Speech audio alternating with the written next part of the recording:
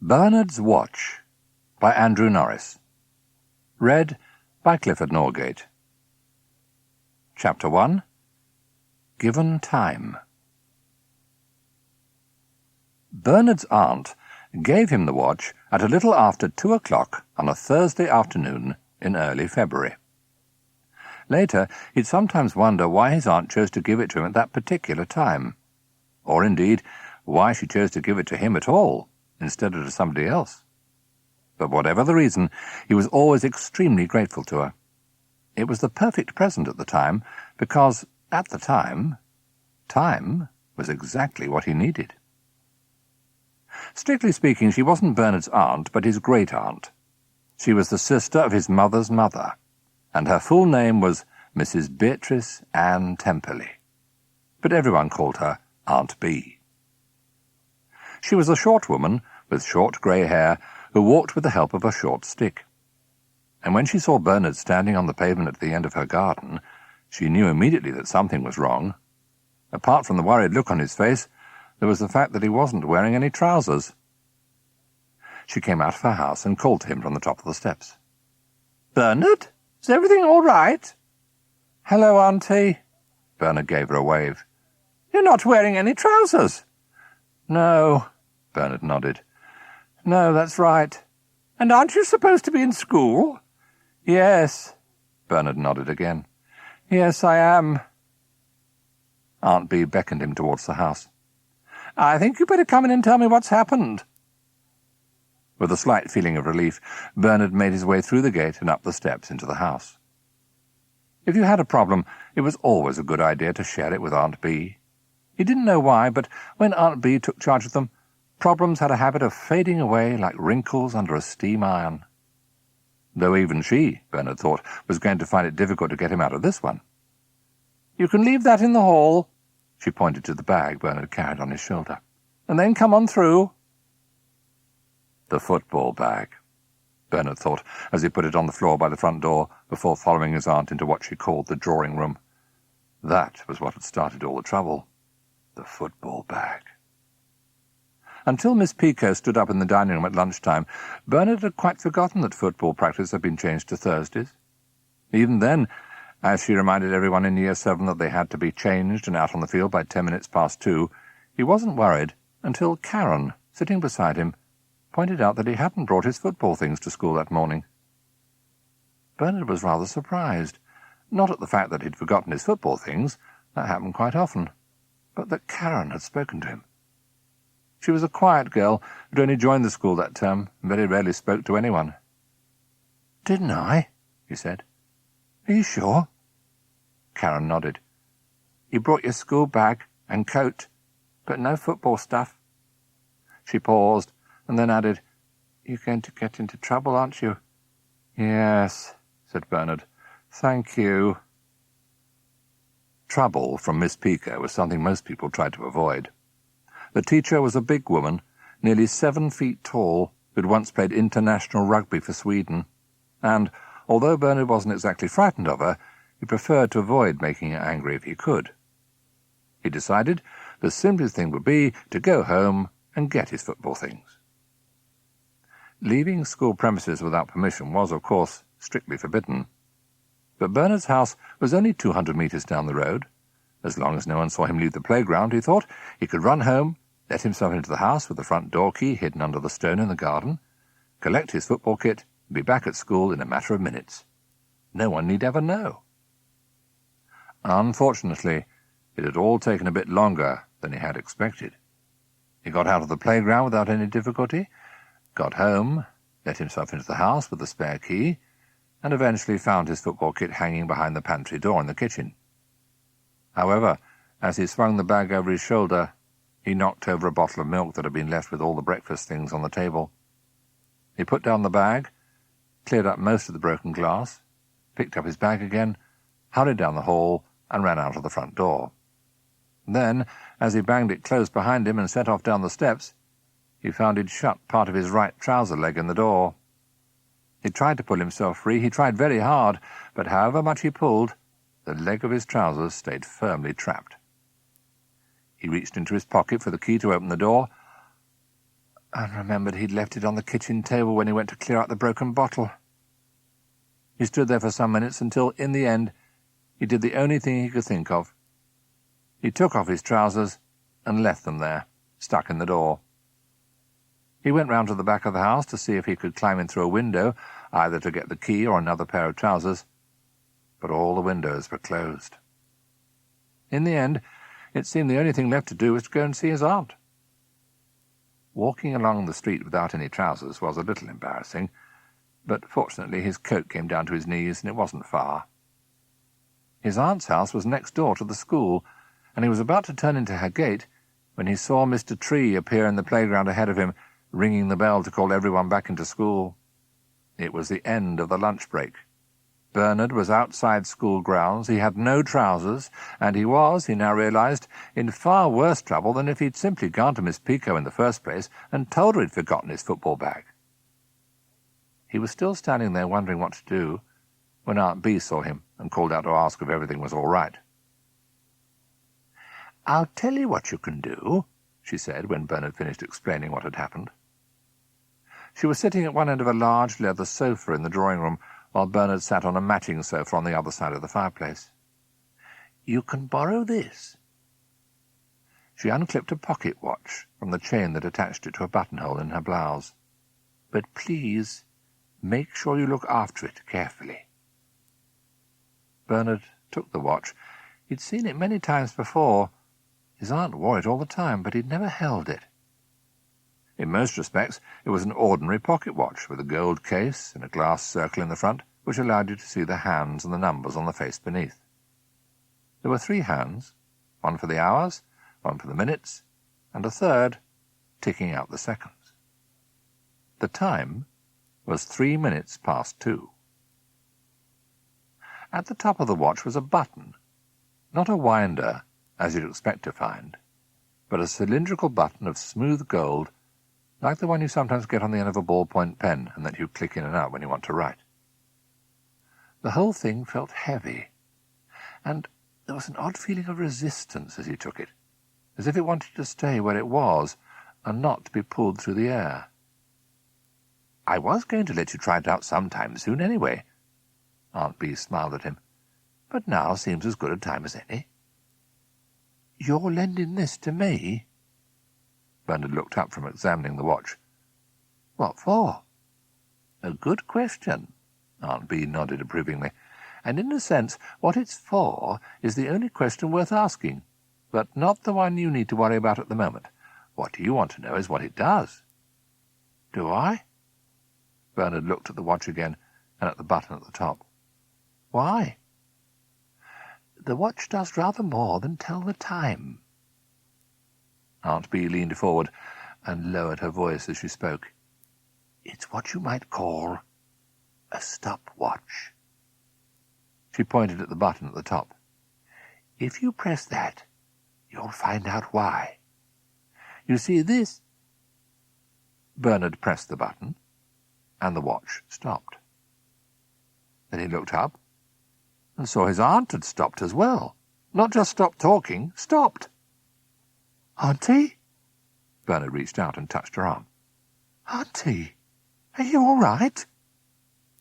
The old woman didn't reply. Nor did she move, or speak, or breathe. And Bernard's first thought was that in mid-sentence, her finger poised in the air, she quite suddenly died. Almost without thinking, he ran out to the front door, flung it open and shouted, "Help! Please, somebody help!" at the top of his voice. But it was like a bad dream. However loudly he shouted, no sound came out of his mouth. In fact, no sound came from anywhere.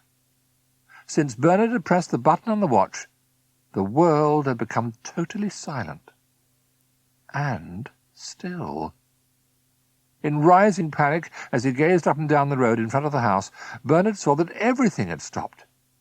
In the garden opposite, the leaves, blown up by the wind, hung in the air like fruit in a jelly. Down the road, a man was frozen in the act of mounting his bicycle. Along the pavement, a woman pushing a small child in a buggy was standing 1 foot motionless in front of the other, as still as a statue. It was as if the whole world were a giant video, and someone had pressed the pause button. Slowly, Bernard turned round and went back into the house.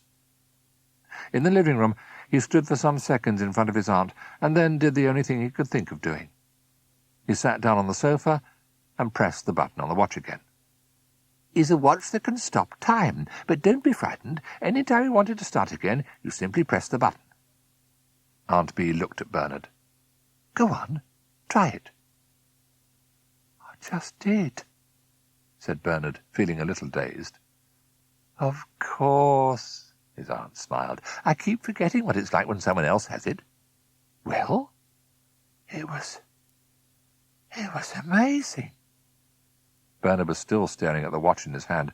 "But why? I mean, how? What happened?" "I told you. The watch stops time." Aunt Bee stood up. "Now, explanations later. The important thing is to get you back to school before anyone notices you're not there.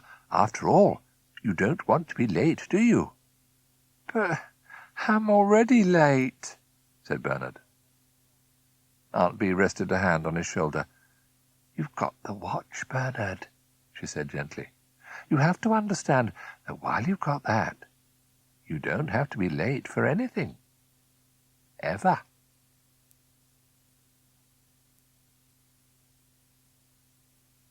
Chapter 2. Still Time. It took a bit of getting used to. As he walked through the school gates, Bernard stepped carefully over a small dog, frozen in the act of lifting its leg against one of the pillars. On the far side of the playground, Mr. Wickerstaff, the caretaker, was in the middle of emptying a dustpan into one of the bins at the side of the school, while two sparrows, chasing each other round the climbing frame, were low enough in their flight for Bernard to actually reach up and touch their wings. He'd already been home and used the key Aunt Bee had given him to retrieve his trousers from the front door. Now he made his way into the school and along the corridor to the changing rooms. On either side he passed classrooms where children and teachers sat noiseless and unmoving at their desks. In the hall, the school orchestra, with Mr. Tree conducting and Karen playing her cello, were frozen in their seats. And when he got to the changing room, he found Miss Pico standing stock still in the doorway with her mouth wide open as if she was in the middle of telling someone off. His aunt had warned Bernard that it was dangerous to start time again when someone might be watching. If he pressed the button on the watch while standing in front of Miss Pico, for instance, it would seem to the teacher that he'd appeared out of thin air. From her point of view, an empty space would suddenly be filled by an 11-year-old boy. And it was, Aunt Bee had explained, the sort of experience that not only led to embarrassing questions, but gave people heart attacks. The changing room was L-shaped, and Bernard made his way past the other children getting changed to a place round the corner, out of sight. He dropped his bag on the bench, and was about to pull off his sweater when he noticed another interesting effect of being in frozen time. His bag, when he let go of it, didn't fall onto the bench. Falling is something that takes time, and since time had stopped, his bag stayed exactly where it was when he let go of it. His sweater, when he pulled it over his head, hung in the air as if there was still an invisible body inside it. And when he tried to hang it up, it streamed out from the hook like a windsock until he pulled it down into position. It made changing a little more complicated than usual.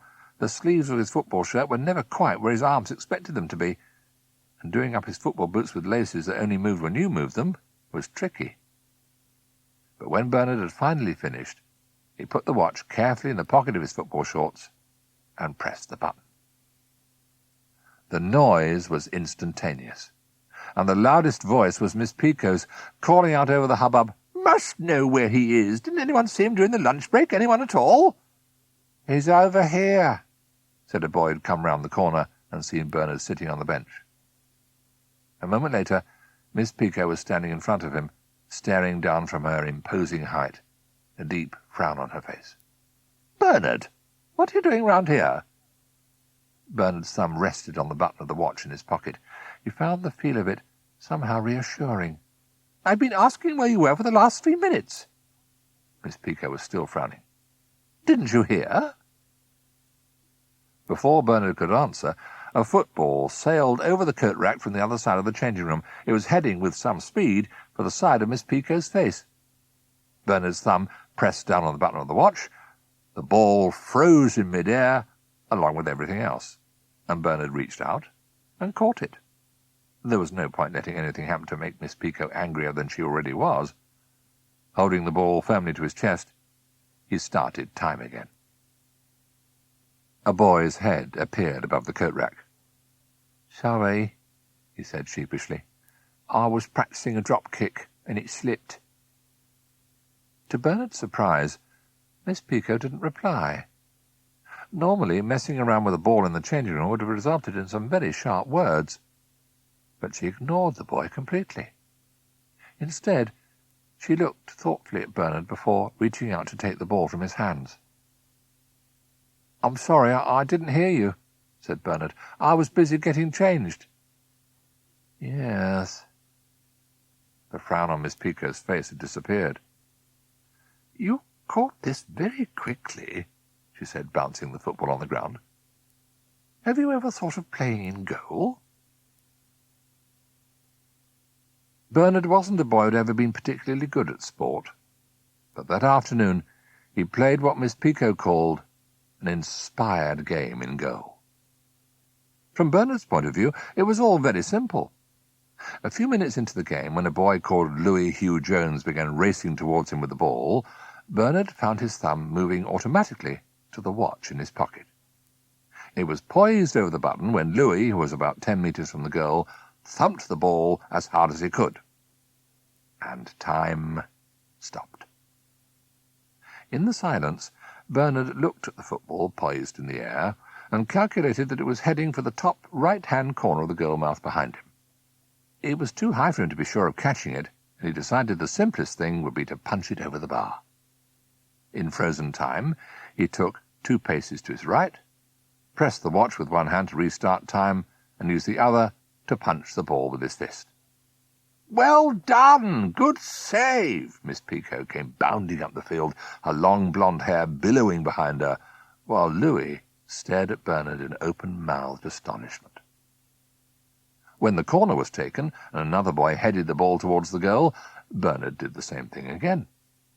He stopped time, worked out where the ball was going, moved to the best position to stop it, and stopped it. He was beginning to enjoy himself, and in the course of the next half hour produced 7 quite dramatic saves and stopped a penalty. Miss Pico was delighted.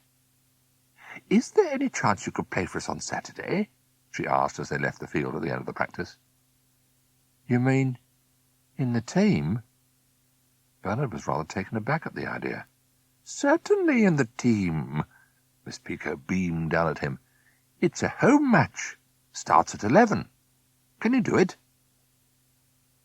Bernard had never been in a school team for anything, but the more he thought about it, the more he found he liked the idea. He was about to say so when he remembered that on Saturday he wouldn't have the watch.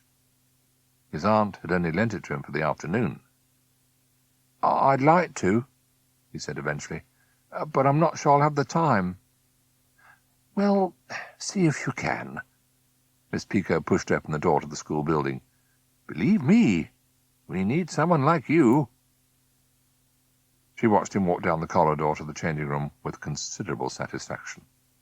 The school football team had been shaping up rather well recently, but the one thing the squad had been missing was a decent goalkeeper. And as soon as she'd seen Bernard catch that ball in the changing rooms, she'd known there was no need to look any further. In all her years as a sportswoman and teacher, she'd never seen anyone move so fast. At 3:30, Bernard came out of school and walked round to his aunt's house. He went there every day after lessons, staying with his aunt until his father called in to pick him up on the way back from work. Aunt Bee was the one who gave him his tea and made sure that he did his homework. Walking up the steps to her front door, he could see his aunt sitting at her desk in the window, waving at him to come straight in.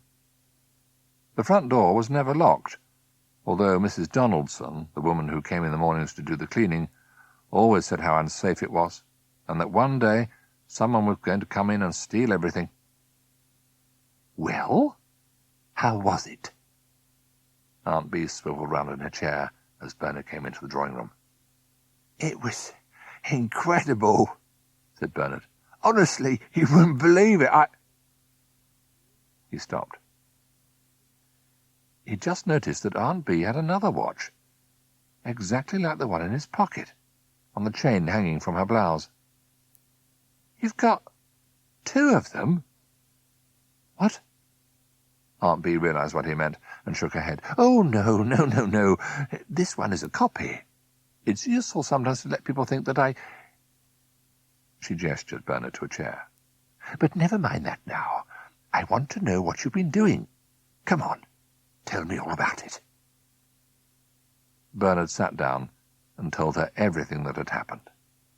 He told her about not getting into trouble for being late, because no one knew that he had been, about what had happened with the football in the changing room, and about being in goal. Aunt Bee nodded and smiled as she listened. Good, she said when he finished. I'm glad you enjoyed yourself. It was amazing. Bernard felt a slight twinge of regret as he passed over the watch. Where did you get it from? Well, I was given it. By him. Aunt Bee pointed to a picture on the desk. It was a black and white photograph in a silver frame of a young man with crinkly dark hair and a moustache, standing on top of a mountain. He was my husband, Philip. Bernard picked up the photo to look at it more closely. And where did he get it? He was given it by his grandfather. Aunt Bee was carefully cleaning the face of the watch with a tissue as she spoke. But where he got it from, we never knew. Unfortunately, at the time he gave the watch to Philip, he'd recently been the victim of a stroke and was unable to speak. He died 2 weeks later. Without telling you anything? Afraid so. We searched through all his papers after the funeral, but there was nothing to show where or when he found the watch. He'd travelled all over the world, Africa, South America, the Far East. He could have found it anywhere. He searched his house, read his diaries, talked to his friends, but nothing. Aunt Bee placed the watch carefully on her desk and turned to Bernard. Would you like to borrow it for a bit longer? There was nothing in the world that Bernard wanted more, and he said so. Aunt Bee pushed the watch towards him. You'll have to give it back to me tomorrow, though. After school again. Is that all right? Great. Bernard nodded happily. Well, you'd better have something to eat and drink. And do your homework. His aunt got up and led Bernard over to the sofa. And then I'll go over some of the things you'll need to watch out for. On the table between the sofas was a plate of sandwiches and a large glass of lemonade. I told you how important it was not to tell anyone about it, didn't I? Yes. Bernard took a sip of the lemonade. It had an odd taste. But that was probably because his aunt made it herself with real lemons. There are several other things I ought to warn you about, Aunt Bee continued, like being careful in the rain, and not going to the toilet in frozen time. But homework first, I think. Homework's already done. Bernard was holding the watch in one hand and an exercise book in the other. Aunt Bee picked up the exercise book and looked at the 2 carefully written pages Bernard had done for Miss Pico, describing what it felt like to be a seagull trapped in an oil slick. You did this just now? Homework doesn't take any time at all. Bernard smiled happily. Not when you've got the watch. So, why do I have to be careful in the rain? While Aunt Bee explained to Bernard how the water built up in front of your face and got in your nose while walking in frozen time when it was raining, she couldn't help but notice how her great-nephew was already changing. He wasn't aware of it himself, but there was an air about him as he sat back on the sofa, a relaxed confidence that came, she knew, to anyone who had the watch. It was one of the results of knowing you had as much time as you needed to do anything that needed doing. You stopped worrying about anything. Bernard had barely had the watch for 2 hours, but already she could see the difference. What about going to the toilet?" he asked when she finished explaining about the rain. "Why don't I do that?" "Ah, the toilet," Aunt Bee sighed. "Well, I won't go into the details if you don't mind, but take my word, it gets very messy." Mr Beasley, Bernard's father, didn't notice anything different about his son when he arrived just after 7, but that was possibly because he was still thinking about his work. Mr Beasley owned a transport company with 23 articulated lorries that carried refrigerated goods all over Europe. It was a highly successful and expanding business, but it had only become that way because Mr Beasley, who had founded it, gave it long hours and careful management. As he sat with Bernard in the kitchen that evening, eating the fish and chips he'd bought on the way home, he spent most of the time making a series of business phone calls. And when they finished, Bernard put the breakfast dishes in the washer while Mr Beasley went into the front room, which he used as an office, to do some more work. When he came up to say good night, however, he noticed the watch on Bernard's bedside table and asked where he'd got it. "Aunt Bee lent it to me." Bernard picked up the watch and held it. "Lent it to you? What for?"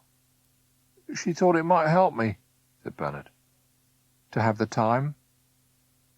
"Well, for goodness' sake, look after it." Mr Beasley was already heading for the door. "It looks as if it might be quite valuable." He was halfway down the stairs when he remembered that he meant to ask Bernard about the broken milk bottle in the waste bin. It was odd.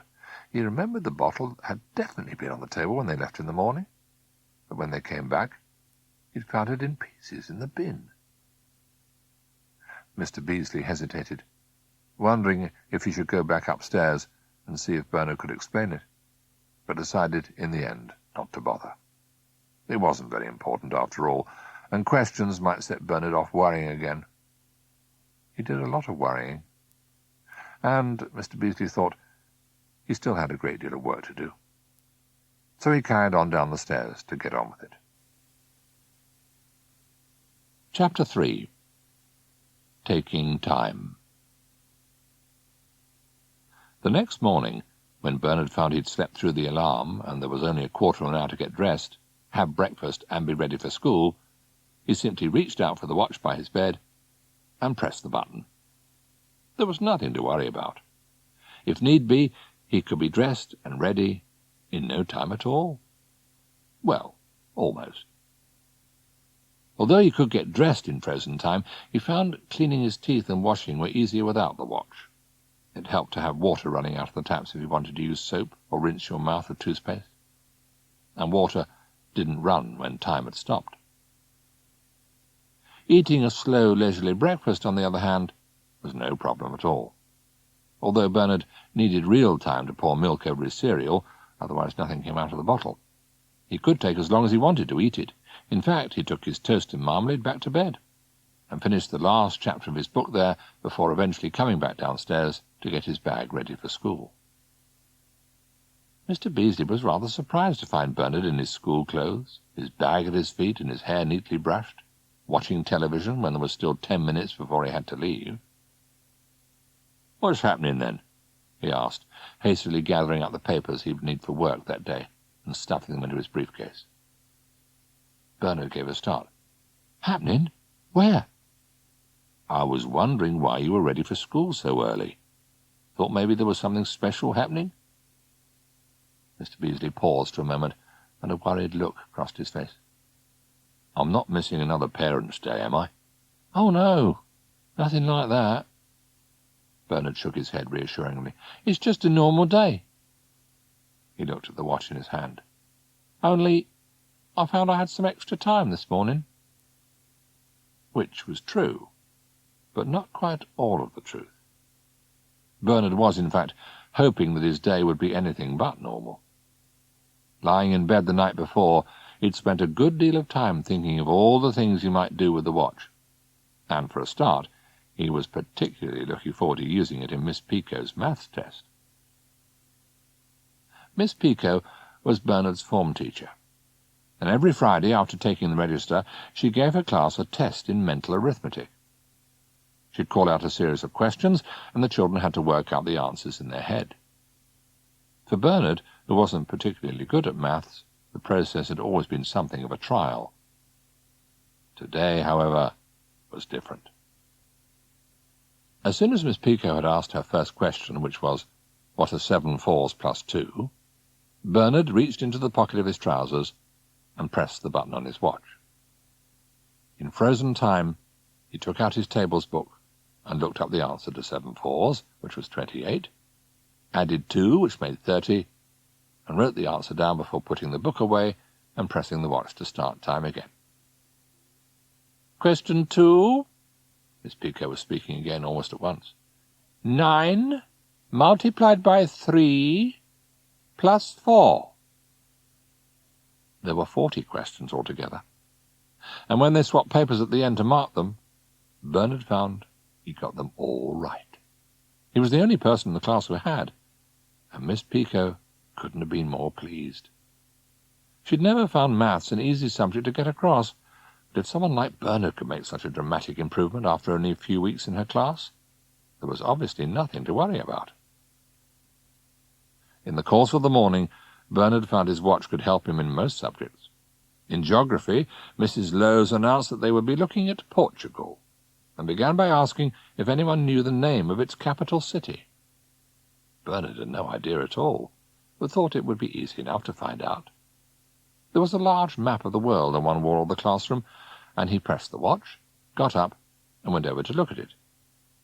It took him a while to find Portugal, and although it didn't say which city was the capital, the writing on the word Lisbon was darker and larger than any of the other cities.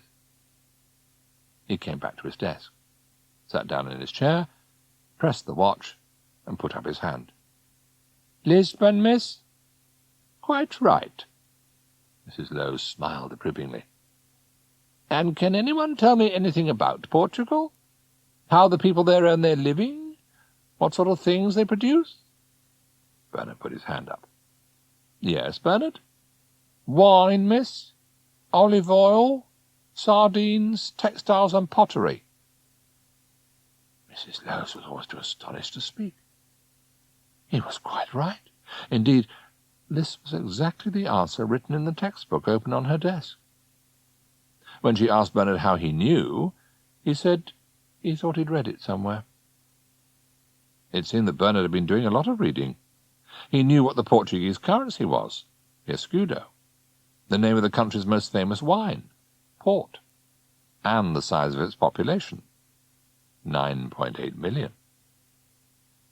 In the history lesson that followed, Mr. Bainbridge was equally astonished to discover that Bernard knew the names of all the British Prime Ministers in the last century.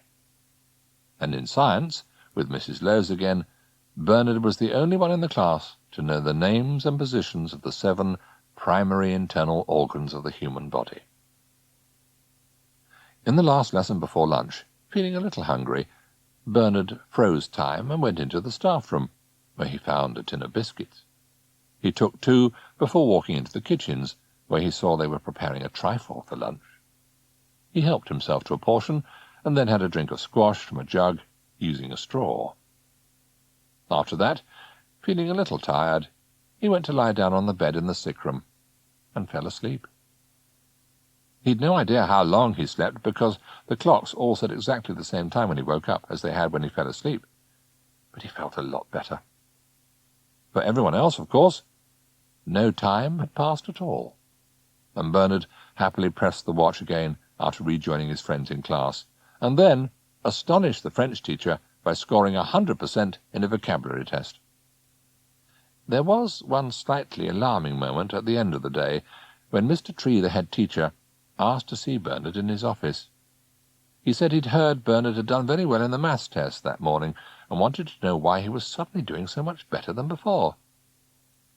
"You're quite sure," he looked over his glasses at Bernard, "that you found the answers to this test on your own?" Bernard thought carefully, and decided the one thing you could definitely say was that he'd been on his own when he found the answers to the test. "Yes," he said. In that case, perhaps you won't mind if I ask you a few questions myself. Mr. Tree got up from his chair and paced up and down the carpet for a moment. What are 6 4s plus 5? 6 4s, Bernard murmured thoughtfully, and put a hand in his pocket and pressed the button on the watch.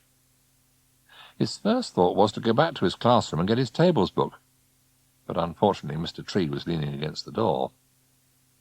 His next thought was to use the calculator from the headmaster's desk, but even before he picked it up and pressed the buttons, Bernard realized that it wasn't going to work.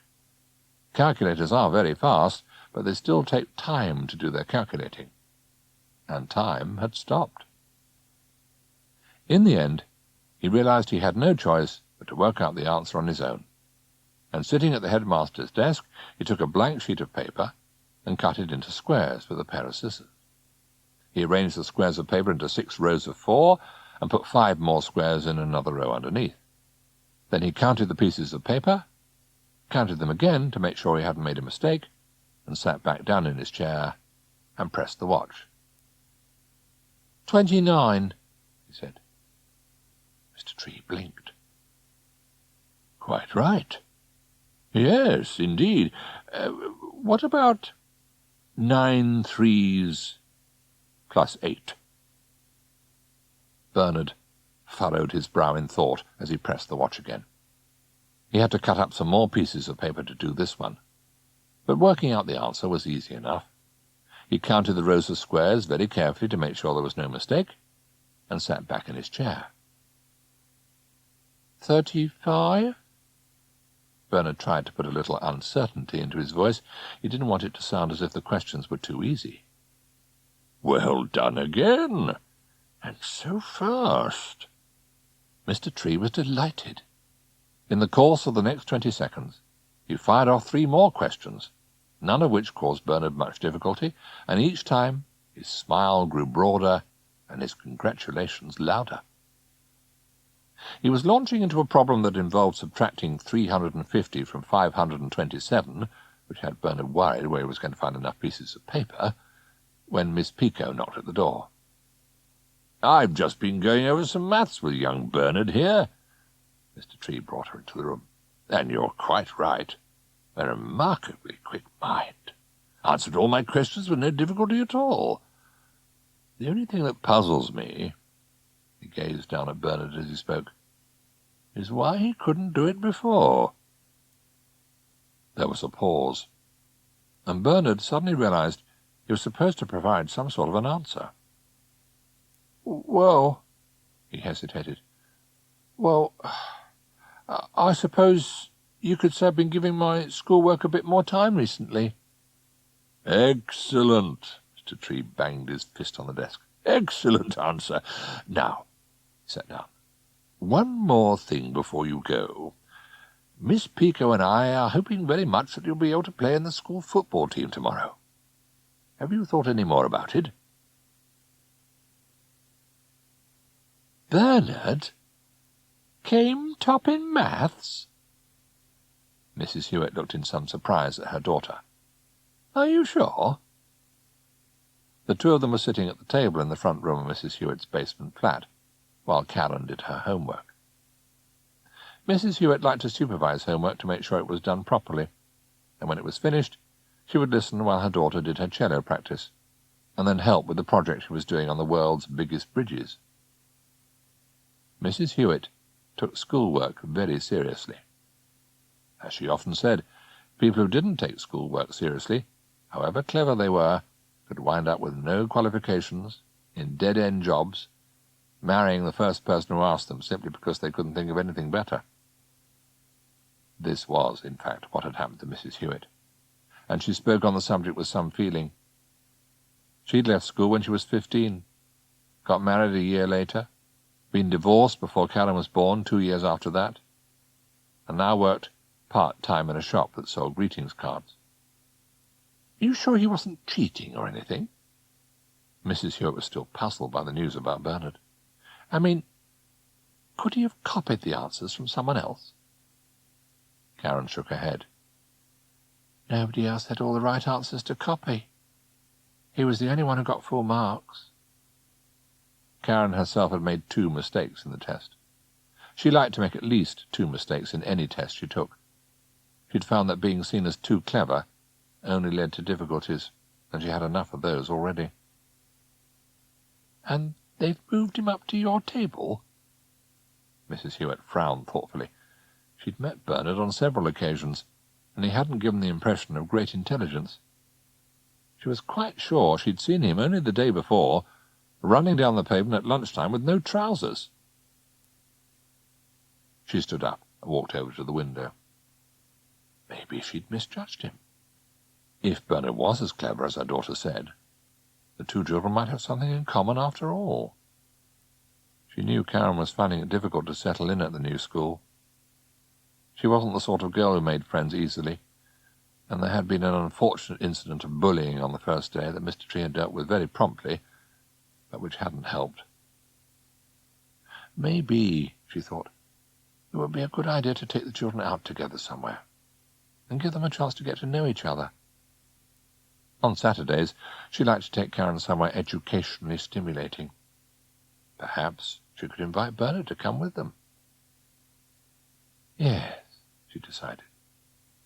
She'd call on Mr Beasley the next day and see what he thought of the idea. Bernard was sitting with his aunt in the conservatory at the back of her house, while she catalogued the contents of a jam jar full of moths.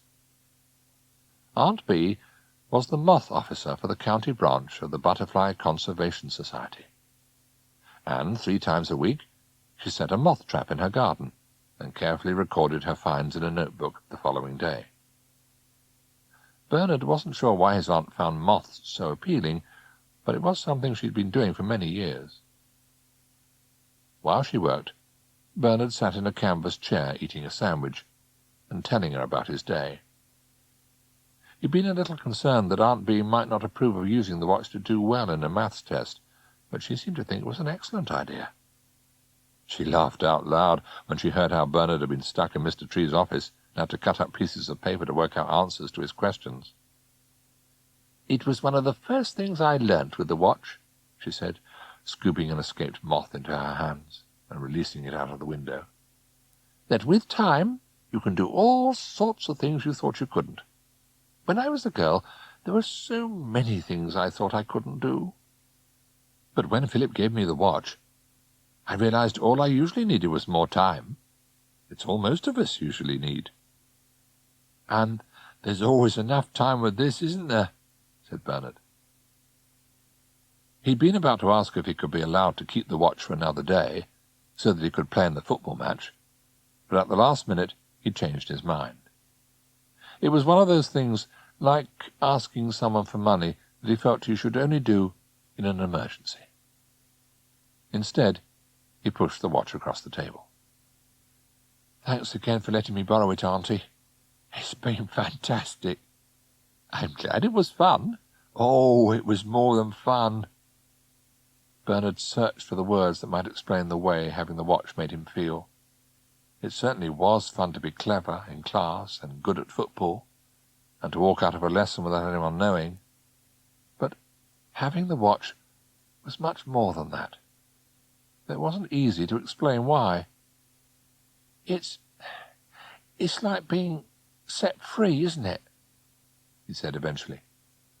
"Like someone has let you out of a prison." "Let out of prison?" Aunt B smiled.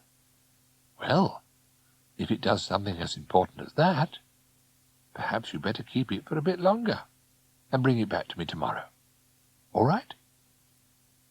Without waiting for Bernard to reply, she pointed to his glass on the table. "Now drink up. I made that lemonade specially for you." Later, she walked Bernard to the front door and watched from the steps as he went off down the path to join his father waiting in the car by the pavement. He had the watch firmly clutched in his hand, and he gave a last excited wave before getting in and disappearing up the road to his house. As she turned to go back indoors, Aunt B's smile faded, and she leaned more heavily on her stick. She was very old, older than most people knew, and sometimes she felt it. She ought to have started this whole business sooner. She knew that now. But Bernard had been wrong about one thing. He had said that with the watch you had enough time for anything. But unfortunately, that wasn't true. Watch or no watch, Aunt Bee knew that her own time was running out.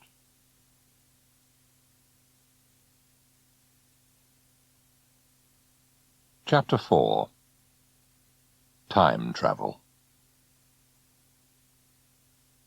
Mr. Beasley had just sat down to start filling in a form from the government, which required him to calculate the average number of hours per week that his drivers had been on the road during the previous year, when the front doorbell rang. Still clutching the form, which ran to 74 pages, he opened the door to find a neatly dressed woman standing on the step. She had neat blonde hair, a freshly ironed blouse tucked neatly into her skirt, and he had the vague feeling he'd seen her somewhere before. "Mr. Beasley?" "Alison Hewitt." She held out her hand.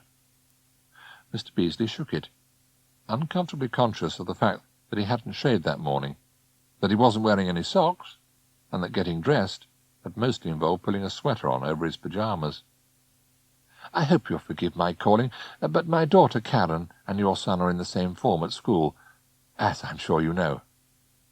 "Ah." Mr. Beasley now remembered who the woman was. She'd moved into the basement flat next door soon after Christmas. He was about to ask her if she'd like to come in for a cup of coffee when he remembered the kitchen still had yesterday's supper dishes as well as the remains of breakfast on the table, and changed his mind. "Yes, of course. What can I do for you?" "I wondered if Bernard would like to come out this afternoon. Only I'm taking Karen to the Naval Heritage Museum at Portsmouth." "Oh." Mr. Beasley's face brightened. "Well, that's very kind. I thought as they seem to have a shared enthusiasm for maths, they might get on well together." Mr. Beasley blinked. "Maths?" "It's Karen's favourite subject as well." Mrs. Hewitt smiled as she added, "Between the two of us, I think she was a little put out when Bernard beat her in the test yesterday." Mr. Beasley stared at her, his mouth open. "Are you sure we're talking about the same person?" Mrs. Hewitt flushed. "If he doesn't want to come, of course I'll quite understand. But perhaps you'd pass on the invitation?" Yes, I will. In fact, I'll ask him now." Mr. Beasley turned back into the house and was about to call up the stairs when he remembered something and came back to the front door. "Well, I would ask him, but I think he's out at the moment." "Yes," Mrs. Hewitt nodded. "Playing football. Karen's gone to watch. But she says the match finishes at 12, and we weren't thinking of leaving until after that, so it should be all right." Mr. Beasley was staring at her with his mouth open again. "Football? Bernard's playing football?" "For the school team," said Mrs. Hewitt. "Didn't you know? They found he had a bit of a flair for goalkeeping." As she returned to her flat, Mrs. Hewitt wondered how anybody couldn't know that their son had come top in a test, or that they were in the school team for one of its sports. She usually had a certain fellow feeling for single parents. She knew how difficult it was to bring up a child on your own, but she thought Mr. Beasley needed to do a serious update of his parenting skills. Mr. Beasley, meanwhile, returned to his front room and wondered why Bernard hadn't said anything about playing in a match that morning. Or maybe he had. He knew he didn't always listen when the lad was talking. The trouble was there were so many other things to do. For a moment, Mr. Beasley considered walking down to the playing field to see what was happening, but then he realized that would mean getting shaved and dressed, and by the time he'd done that, the game would probably be over. And the form he was still holding had to be filled in by Monday. His company employed 24 drivers, and he'd have to go through their weekly worksheets for the last year, adding up how many hours driving they'd done, and then working out the average. He stared at the piles of papers, files, dockets and invoices that covered the table, his desk, and a good deal of the floor. His first problem, he thought, would be finding where he put the worksheets. Bernard was delighted to be invited out. These days, with his father usually working at the weekends, and Aunt Bee almost entirely housebound since the trouble with her hip, a trip out was something of a novelty. The football match that morning had gone very well. The school had won by 2-0. Both goals had been scored by Louis Hugh Jones, the team captain and remarkably good striker, but most people seemed to think that it was Bernard's impenetrable defence, particularly in the early stages of the game, that had guaranteed the win. A good many of them came up afterwards to congratulate him, and the teacher in charge of the other team even asked Bernard if he'd ever thought of changing schools. And now he was in the back seat of Mrs. Hewitt's elderly metro, with Karen sitting beside her mother in front of him, heading down to Portsmouth for a day by the sea, looking round warships. He was looking forward to it enormously, though at one point it looked as if he wasn't going to get there. Mrs. Hewitt had suggested they have lunch when they got to the museum, but Bernard found halfway there that he was extremely hungry and thirsty. He had a £10 note in his pocket that his father had given him as spending money, but he felt a little shy of asking Mrs. Hewitt to stop so he could buy something to eat when she clearly made other plans. And then he realized that he didn't have to ask her at all. Looking out of the window, he could see a garage coming up on the right, and as the car drove past, he pressed the button on his watch. The world stopped. Bernard stepped out of the car, crossed through the frozen traffic to the garage on the other side of the road, and walked into the shop on the forecourt. All he had to do was help himself to whatever he wanted and leave the money by the till. In the shop, Bernard walked across to the fridge section containing the sandwiches. The door was a heavy one, and he had to put the watch in his pocket so he could use both hands to pull it open. A pleasant tune played quietly on the garage music machine, and he hummed along as he slowly debated what he might have. "If there's anything you can't reach, I could pass it down for you," said a voice. Bernard nearly jumped out of his skin. He spun round to see a middle-aged woman smiling helpfully down at him. It was impossible. Nothing moved in frozen time, nothing. That was the whole point. "I'm sorry." The woman stepped back apologetically. "I didn't mean to startle you. I just thought if there was something you couldn't reach, Her voice trailed off. "You're quite right. Never talk to strangers. I'll just go and pay for my petrol." Bernard stared after her, and his brain slowly registered several facts. The woman was walking over to the cashier, who smiled and asked which pump she'd been using. There was music playing. Outside, a car pulled into the forecourt. He thrust a hand into his pocket and pulled out the watch.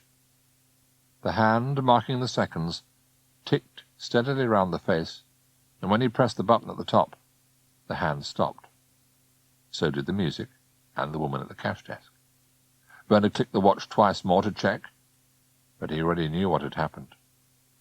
When he put the watch in his pocket to pull open the door of the drinks cabinet, he must have accidentally pressed the button to start time again. He ran outside, but, as he feared, Mrs. Hewitt's car was no longer where he'd left it. When time had restarted, the car had carried on going. Bernard wasn't sure how long it had taken for him to realize what had happened and press the watch again, but it was long enough for the car to be completely out of sight. Shading his eyes and standing on the bonnet of a frozen BMW, he looked vainly down the road, but there was no sign of it.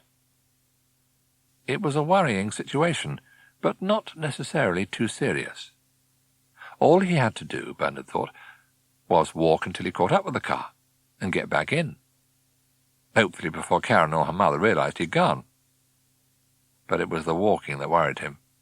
His legs were still aching slightly from playing in the football match, and he'd be on his feet most of the afternoon, if he had to walk a couple of miles down the road as well.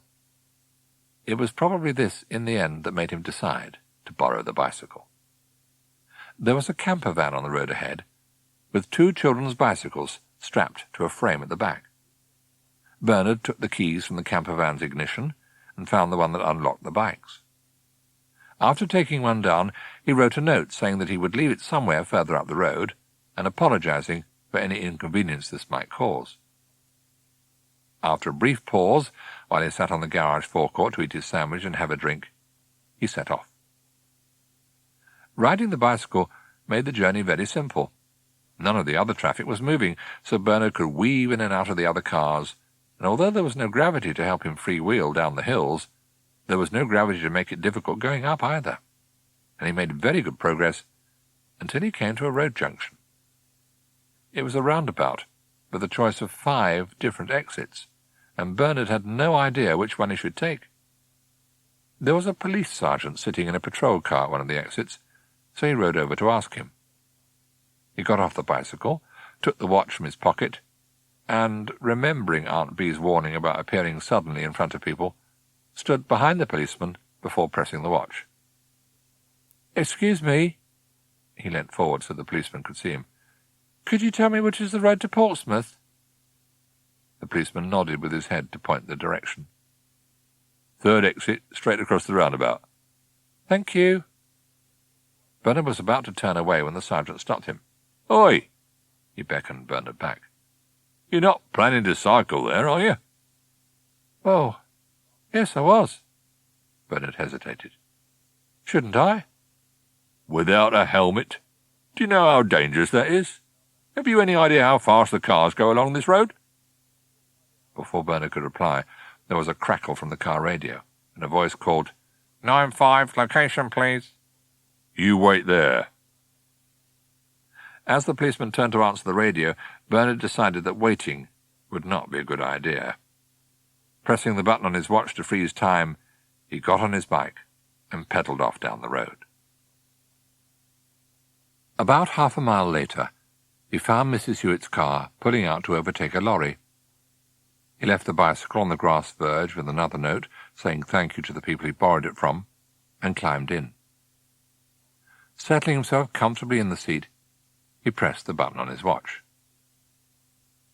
"You're very quiet in the back there," said Mrs. Hewitt. "Is everything all right?" "Fine," said Bernard. "Absolutely fine." The trip to Portsmouth was a great success. As well as seeing HMS Victory, the children took a boat ride round the harbour and toured HMS Warrior, the first ironclad battleship in the world. They were all things that Bernard would have enjoyed at any time, but like everything else, they were even more exciting while he had the watch. The watch meant that if you wanted a closer look at the cannon, you could go as close as you liked. If you wanted to try on Nelson's hat or lie in a hammock, you could. And if you wanted to see what was the other side of the no-entry signs, you could stop time and go and find out. It was fun, too, to answer Mrs. Hewitt's questions the same way he'd answered questions in class the day before. When she asked the children if either of them knew which famous battle HMS Victory had fought in, he was able, after using the watch to consult a guidebook, not only to say that it was the Battle of Trafalgar, but that it had been fought on the 21st of October, 1805. Mrs. Hewitt was visibly impressed. And he enjoyed spending time with Karen as well. She didn't say a great deal. In fact, he afterwards remembered that she'd said almost nothing at all, but that might have been one of the reasons he liked being with her. She was a very peaceful person, somehow, and he liked the way she smiled at the things he said. She had a nice smile. Mrs. Hewitt was delighted that the day had been such a success. The children had obviously enjoyed it. She'd been enormously impressed by Bernard's knowledge of naval history, and it wasn't until they were getting ready to leave that she became concerned that the day had left him overtired. It was Karen who pointed out how pale he'd become, even before Bernard himself realized anything was wrong. Then, as they walked back to the car, he found his legs becoming wobbly, his vision becoming blurred, and a strange, buzzing sensation filled his head.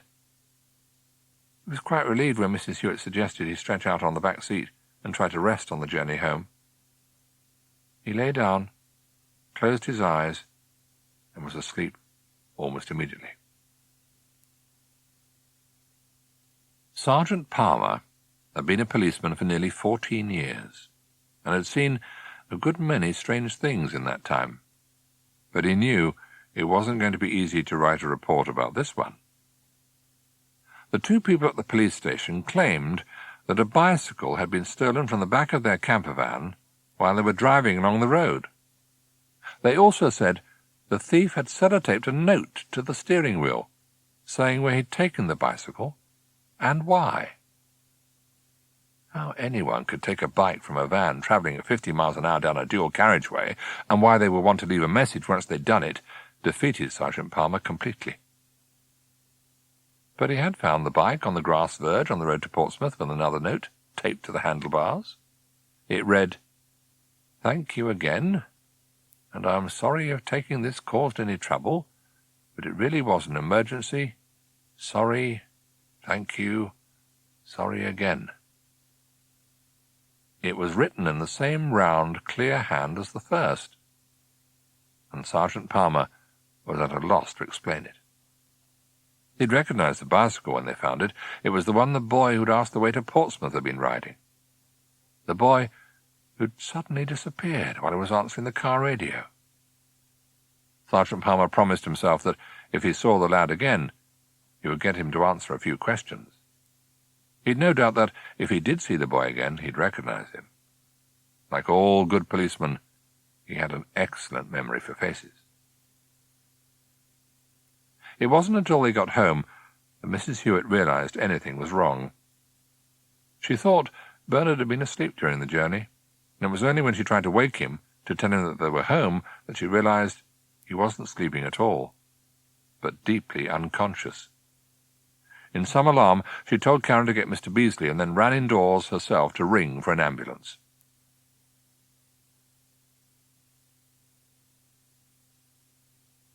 Chapter 5. Visiting Time. Mr Beasley was an energetic man. Running your own business is something that requires a good deal of energy, but he didn't feel very energetic as he walked up the steps to Aunt Bee's house. He had had no sleep the night before, he hadn't eaten properly, and he was very tired. He pushed open the front door and was about to walk through into the drawing-room when Mrs Donaldson, the cleaning lady, called from the top of the stairs to tell him that Mrs Templey was in the conservatory. Mr Beasley thanked her and set off down the hall. He knew this house almost as well as his own. His wife had lived here before they were married. The wedding reception and Bernard's christening party had been held here, and when his wife died 3 years after Bernard was born, this was where everyone had gathered, to stand in their stiff suits and dark clothes after the funeral. He'd seen much less of the place recently, despite living just down the road. The business absorbed most of his energies. Bernard spent a lot of time here, of course, after school, and in the daytime during the holidays, while Mr Beasley was at work. "You'll never believe what I've got here." In the warmth of the conservatory, Aunt Bee was holding up a jam jar, a hand cupped over the top to prevent the insect inside from escaping. "It's a Duixplusia." Mr Beasley tried to sound appreciative as he examined what seemed to be a very ordinary brown moth. He had never understood why Aunt Bee was so interested in them. Though she'd always been a woman of enthusiasms, he remembered how worried everyone had been when she started making her own fireworks. "He's not supposed to be in this country at all," the old lady continued. "This time of year he should be somewhere in the Mediterranean. Must have got his wires crossed and flown north instead of south." She held the moth up to the light for a better look. "They only live about 6 weeks, you know, and it looks like this one spent most of his life flying in the wrong direction."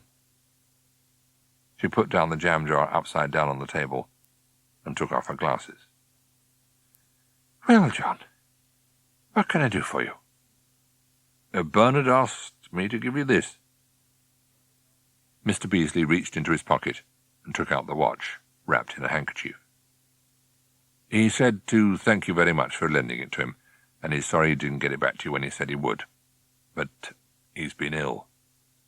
"Ill?" Aunt Bee looked up sharply. "Why? What's happened to him?" "We're not sure."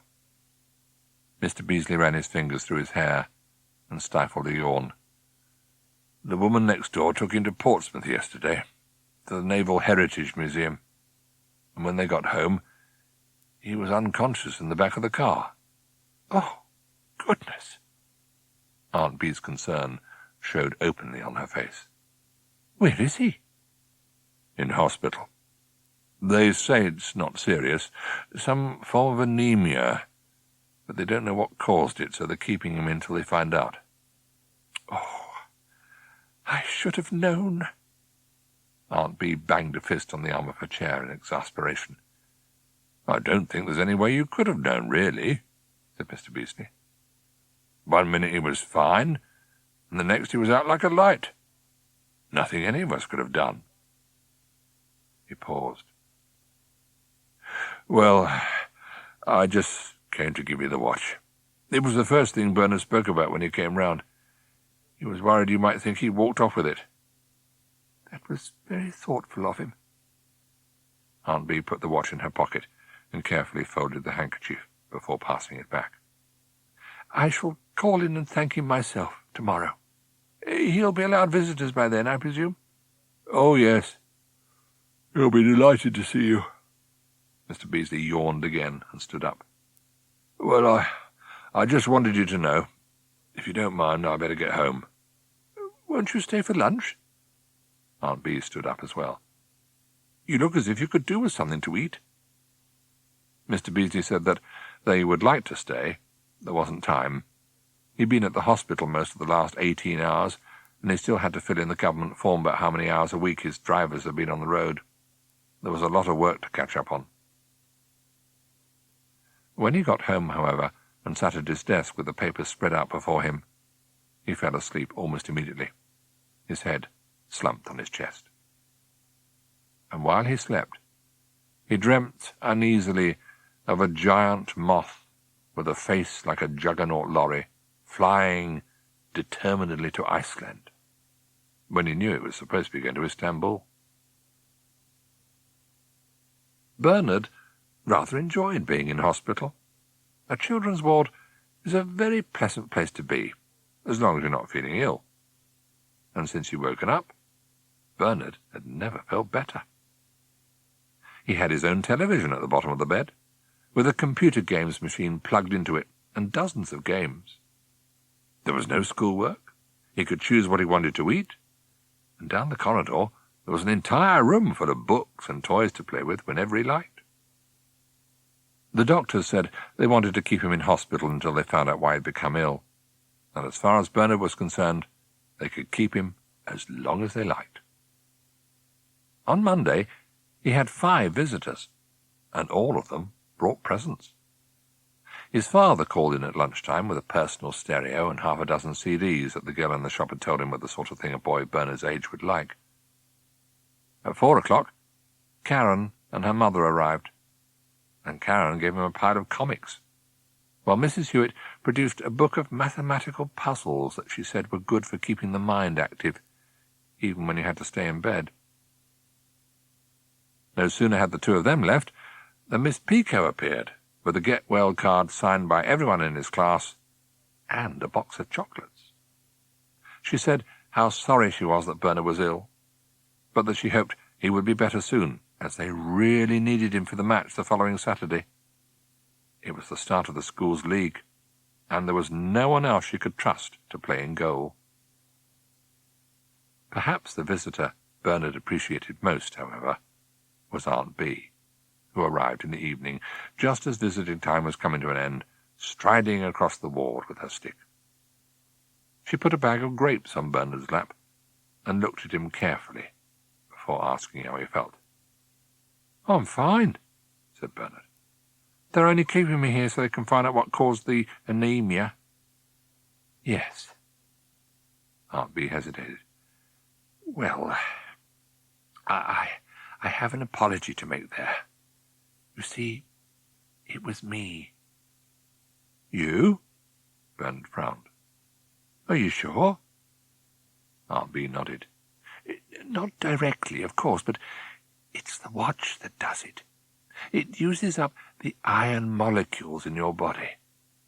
Philip and I often wondered why, but we never found out. He passed out half a dozen times before he realized what was happening. You're all right, as long as you drink a suitable iron tonic, though." She produced a large brown bottle from her bag and put it on the table by Bernard's bed. "Which is why I put some of this in your drink each day." Bernard remembered the odd taste of the lemonade his aunt had given him. "But it occurred to me," the old lady continued, "that you might have used the watch to pour the drink away without my knowing, because you didn't like the taste or something." This was exactly what Bernard had done. In frozen time, he hadn't been able to pour anything, of course, but he'd taken his glass out to the kitchen, turned it upside down over the sink, lifted it up, and returned to the sitting room, leaving the liquid behind. "I'm sorry," he said. "I didn't know." "Not your fault." Aunt Bee reached into her pocket. "And there's no real harm done. I checked on your notes in the nurse's office before I came in. As long as you remember to take a tablespoon of that every day." She pointed to the bottle by his bed. "You shouldn't have any more problems." She reached into her pocket, took out the watch, and put it on the bed beside Bernard. "But if you're going to have this on a permanent basis, you'll have to promise to remember to take some every day." Bernard picked up the watch. "Permanent? I can't give it to you," said Aunt Bee. "Not yet. But I want you to look after it for me, for a month or two. Would you do that?" "I can keep it? For a month?" Bernard could hardly believe his ears. "I'll still be seeing you every day, of course, after school." Aunt Bee was burrowing in her bag again. "So you can tell me how you're getting on, and I'll remind you then about taking the tonic. Here, you better have this while we're at it." From her bag, she produced the watch chain. At one end of it was a clip, which she joined to the ring at the top of the watch, and at the other were two gold rods, hinged in the middle like a pair of scissors. "You hold these straight to start with." Aunt Bee reached across and threaded the rods at the end of the chain through a buttonhole in Bernard's pyjamas. "Then you open them out." She opened the rods till they were at 90 degrees to each other, so that it can't come out again. Helps you not to lose it, you see. Bernard was barely listening. He was sitting there, gazing at the watch in his hand. "Thanks, Auntie," he said eventually. "A hospital's quite a good place to have the watch." Aunt Bee sat back in her chair. "Lots of interesting things going on. On my way in, I passed an operating theatre where they're doing a kidney transplant. Rather fun. You might want to take a look. Oh, and one more thing." She pointed to a small indentation in the side of the watch. "If you want to look at the insides, you push there with your thumbnail. Not that you'll be any the wiser when you do, of course. Didn't help me or Philip, but you ought to know about it." Aunt Bee reached across to take the watch and was about to show him what she meant when a nurse came in and said it was time for visitors to leave. Aunt Bee didn't protest. She said it was probably just as well, as she'd already kept the taxi waiting longer than she'd promised. She picked up her stick, bent down so that Bernard could give her a kiss, told him she'd be back tomorrow, and left. When Mr. Beasley got home from work that evening, he found a note under a milk bottle on the front step, asking him to call next door. He rang the bell, and Mrs. Hewitt let him in.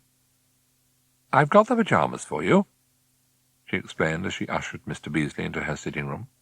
"2 pairs, and I got him a toothbrush as well. I hope you don't mind, only I noticed the one he had was a bit worn." "Not at all," said Mr. Beasley. "I'm very grateful." As he took out his wallet, he looked round and saw that the front room of the flat, a combined kitchen and dining room, was as neat as Mrs. Hewitt herself. There was a pile of neatly folded ironing on a chair by the door. The table was neatly laid for supper, and even the saucepans on the cooker had their handles neatly pointing in the same direction. As Mrs. Hewitt produced a neatly written bill setting out how much the pyjamas and toothbrush had cost, he could hear Karen practicing her cello in another room. "You've been very kind," he said. "I should have realized he'd grown out of the others, but, well, you know how it is." On Saturday evening, when they'd all gone to the hospital, and after it was clear Bernard was going to be all right, the ward sister had suggested Mr. Beasley go home and pick up the things his son would need, like his sponge bag and pyjamas. Mr. Beasley hadn't been able to find any pyjamas, however, and eventually remembered that these days Bernard usually slept in his vest. Mrs. Hewitt had offered to buy some new ones for him on her way back from work on Monday.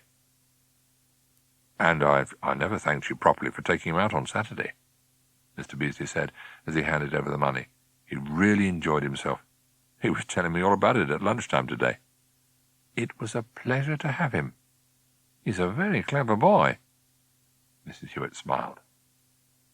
"Next time, I'll try and bring him back while he's still conscious." As she showed Mr. Beasley to the door, she didn't add that she'd been tempted to buy a new pair of pyjamas for him as well. She'd noticed the ones he'd been wearing under his sweater when he answered the door on Saturday that had holes in both knees. How a man could run a highly successful business, employing dozens of people, and not make sure he had a decent pair of pyjamas puzzled her. Though she had to admit he looked quite respectable today. In fact, in his suit and tie, and with his face shaved, he looked more than respectable, almost good-looking. Back in his own house, Mr. Beasley scooped the dishes from the table into the sink, peeled back the foil cover from the prawn curry he'd bought on the way home, and put it in the microwave. As he waited for the food to reheat, he found himself thinking a little enviously of the food Mrs. Hewitt had been preparing next door. A proper meal, sitting at a table, with clean plates and cutlery. But it was only a passing thought. While he waited for his supper to heat up, he started dialing a number on his mobile phone.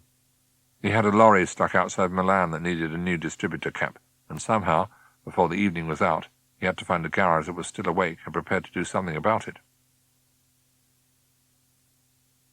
When his aunt had left, Bernard pressed with his thumbnail at the place she'd indicated, and the back of the watch flipped open. Inside, there were no cogs and springs, no escapement or ratchets, only a solid block of something white, which, he realized as he looked closer, wasn't really solid at all. It moved. It was a white light that coiled and swirled, and had a depth that, as you looked at it, seemed to stretch into forever.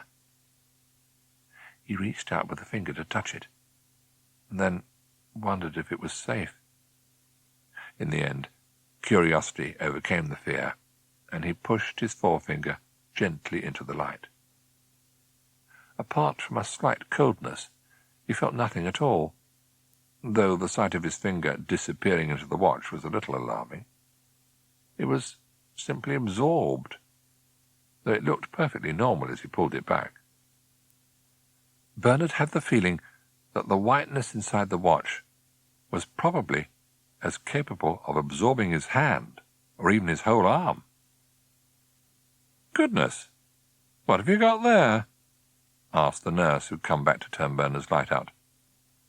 Hastily, he closed the watch before answering. "It's a watch I was given," he said, "by a friend." The nurse smiled. "Quite a special friend, I'd say, to give you something like that." "Yes," said Bernard. "Yes, she is." The nurse drew the curtains and was about to turn the light out when Bernard asked if she could leave it on a bit longer so he could read. "I'm afraid not." The nurse was very firm. "Not tonight. There's no time." Her finger reached out for the light switch, but before she touched it, Bernard pressed the button on his watch.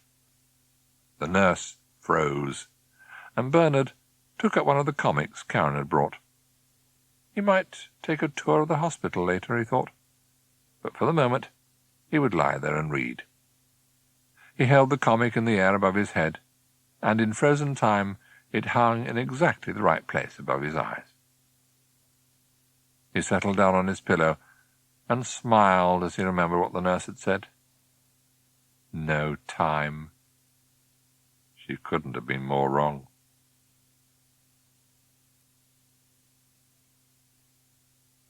Chapter 6. Saving Time. In the weeks that followed, those around him couldn't help but notice how Bernard had changed. His teachers all noticed the extraordinary improvement in his classwork. Mr. Tree remarked on several occasions how calm and unworried he always seemed these days. And even Mr. Beasley, busy as he was negotiating a new contract to import tomatoes from Greece, noticed how his son had always done whatever you asked him to do almost before you finished speaking.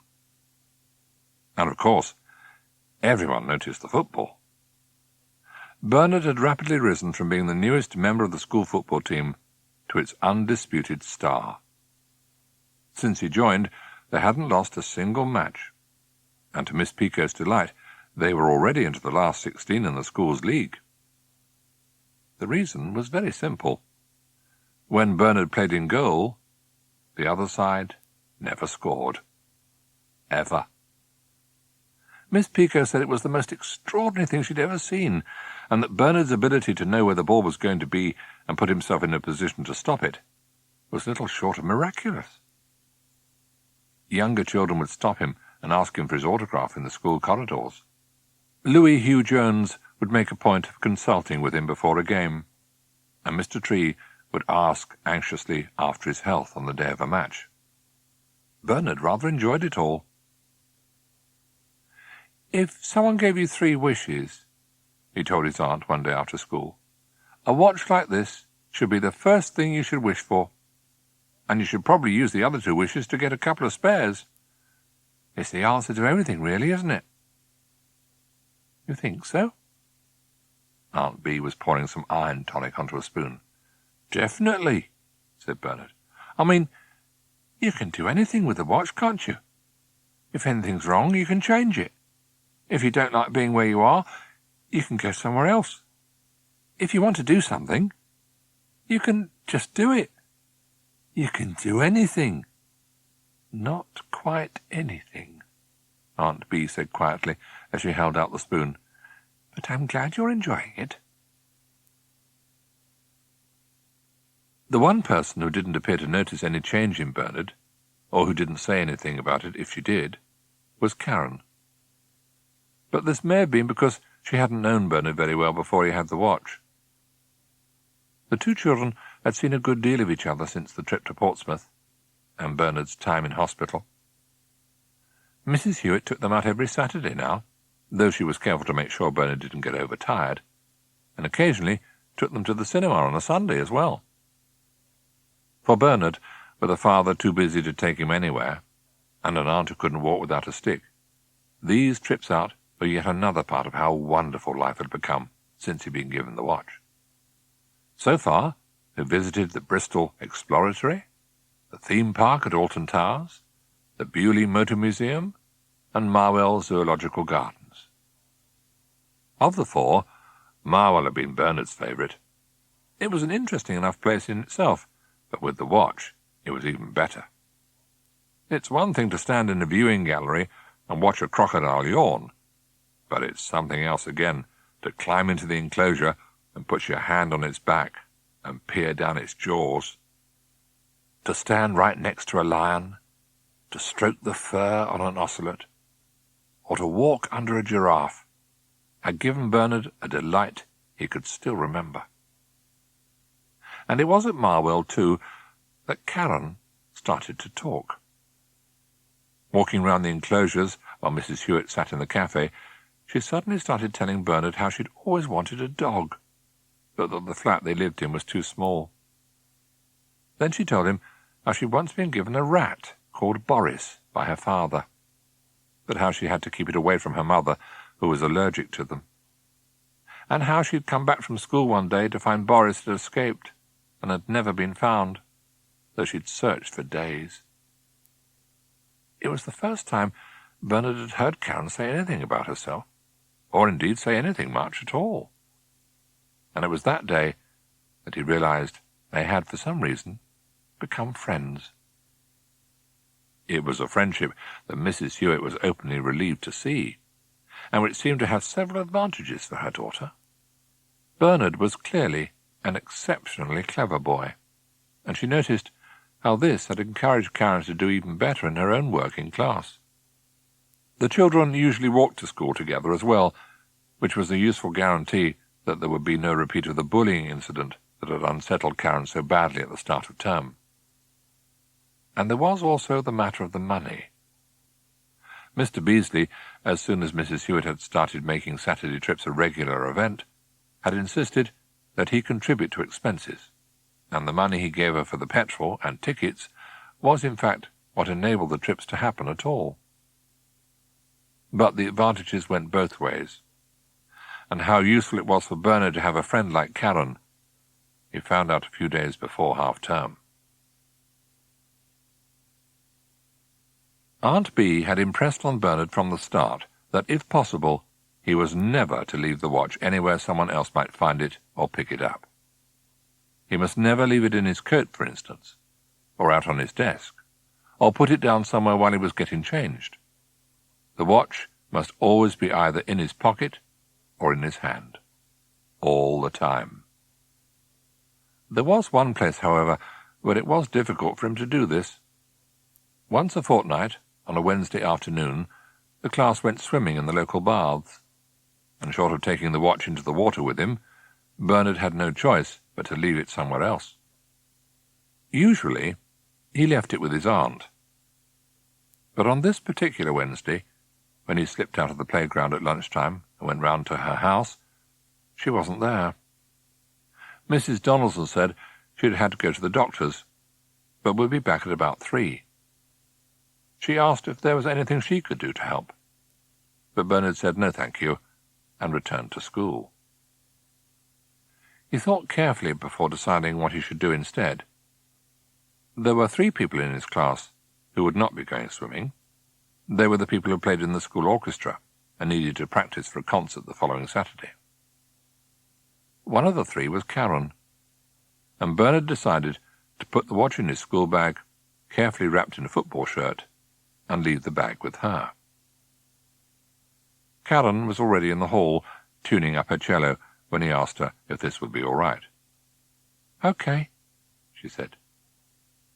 "It'll only be while you're practicing," Bernard explained, "and I'll be back at 3:15. "Okay," said Karen. "The thing is," Bernard hesitated, "the thing is, it's got my watch in, and it's quite valuable, so if you could make sure nothing happens to it." "Okay," said Karen, and she took the bag and put it under her chair. And everything would have been all right if the coach taking Bernard's class back to school from the swimming baths hadn't broken down in the high street on the way. Karen stood at the school gates for 15 minutes before deciding she couldn't wait any longer.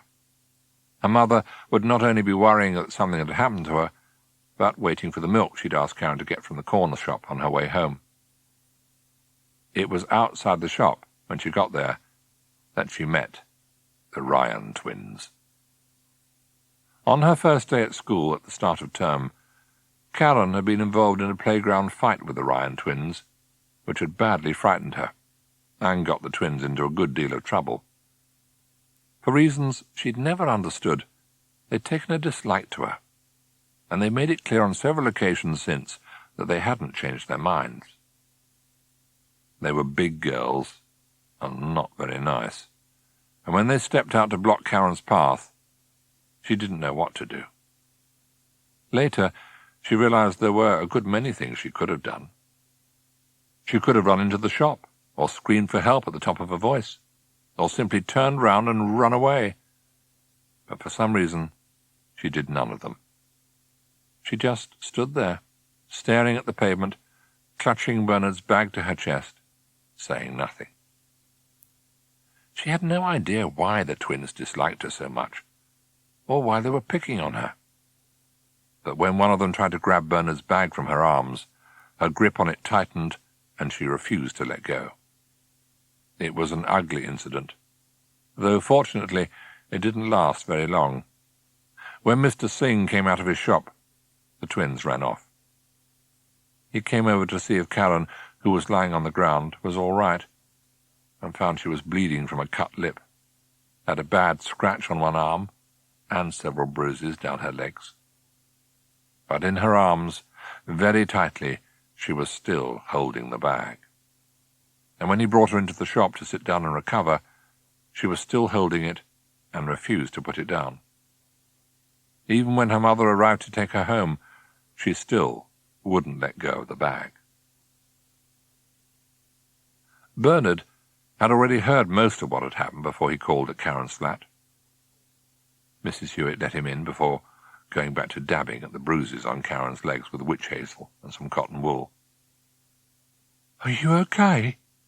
asked Bernard. "No, she certainly is not," said Mrs. Hewitt. "She was set upon outside the shop. 2 children tried to steal your bag from her, but she wouldn't let them have it." "Yes, I heard." Bernard looked across at Karen. "Thank you." He looked again at the bruises on her legs and the scratch on her arm. "Do you know who it was?" "She'd never seen them before," said Mrs. Hewitt. "She's not even sure what they look like. But we're going to report the whole thing to the police as soon as I finish this. Here." She gave her daughter the cotton wool. "Hold this on the bruise. I'm going to get an ice pack." When Mrs. Hewitt had gone, Bernard asked Karen what had happened, but she didn't answer. He thought about it. There were a limited number of options, really. The Ryan twins? Is that who it was? Karen nodded. "Aren't you going to tell anyone?" Karen shrugged. "It'll only make them do something worse the next time, won't it?" "No," said Bernard. "I think it'll be worse if you don't tell someone. But it's all right. You don't have to worry." "Don't I?" Karen looked miserably up at Bernard. "Why? What are you going to do?" "I'm not sure yet," said Bernard. There was a stony expression on his normally open, friendly face. He stood up and slung his bag over his shoulder. "But you don't have to bother about them doing something worse next time. There isn't going to be a next time." "And what did you do?" asked Aunt Bee, "to make sure there wouldn't be a next time?" She'd been asleep when Bernard came round, lying on one of the sofas in the drawing-room with some pillows under her head and a blanket over her legs. Bernard was just leaving so as not to disturb her when she opened her eyes. Over a glass of milk and some biscuits, he told her what had happened to Karen and the bag and the watch. "So, what did you do?" Aunt Bee repeated. What Bernard had done, after leaving Karen's flat, was press the button on his watch and go in search of the Ryan twins. He'd found them in the gathering twilight, sitting on the swings in the park, laughing. The temptation to do something horrid to them there and then was very great. He wanted to drag them off the swings and kick them the way they'd kicked Karen. But in the end he didn't. What he did was take them to the police. In frozen time, he started by pulling Laura off the swing so that she was sitting in midair, and then pushed her across the park till he came to the railings. He straightened her body out, lifted it upwards, and hung her from the top of the railings by the hood on the back of her coat. Then he went back and did the same thing to her sister.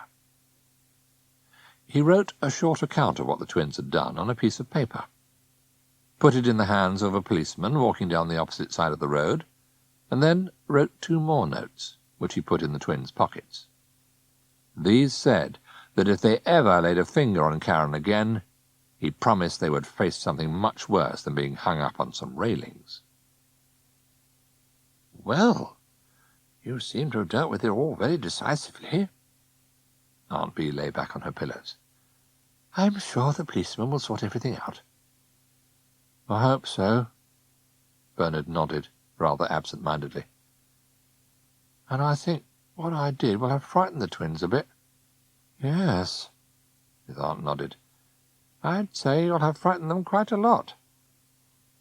"And I'll keep an eye on Karen," said Bernard. "Walk home with her from school, that sort of thing." "Yes, that might be a good idea," said Aunt Bee. Bernard looked thoughtfully for several seconds at the watch in his hand. "What is it? What's the matter?" "I didn't realise," said Bernard. "Realise what?" "I thought it was just fun." Bernard was still looking at his watch. "I thought it just helped you do things when you didn't have enough time. But it does a lot more than that, doesn't it?" His aunt didn't answer, but she was looking carefully at Bernard through half-closed eyes. "I mean, I could have done anything to those girls, couldn't I? I could have hurt them. I could have killed them if I wanted. No one would have known." "Well, I'm glad you didn't," said Aunt Bee. "Kill them, I mean. That's not really what the watch is for, is it?" Bernard helped himself to a biscuit from the plate on the table, and as he ate it, remembered that his aunt had used a very similar phrase the first day she had given him the watch. She'd said then that what the watch was for was the only question worth asking. He wondered what she'd meant. "I've been meaning to ask," he said. "What is the watch for, exactly?" But Aunt Bee didn't reply. Her head on her chest, breathing deeply, she'd fallen asleep again. And Bernard, after waiting a few moments, gently pulled up the blanket to make sure she stayed warm. 20 minutes later, when his father's car appeared outside, Bernard gathered up his things and left, as quietly as he could, so as not to disturb her. Sergeant Palmer got home a little later than usual that evening, and as he laid the table while his wife cooked the tea, he told her why.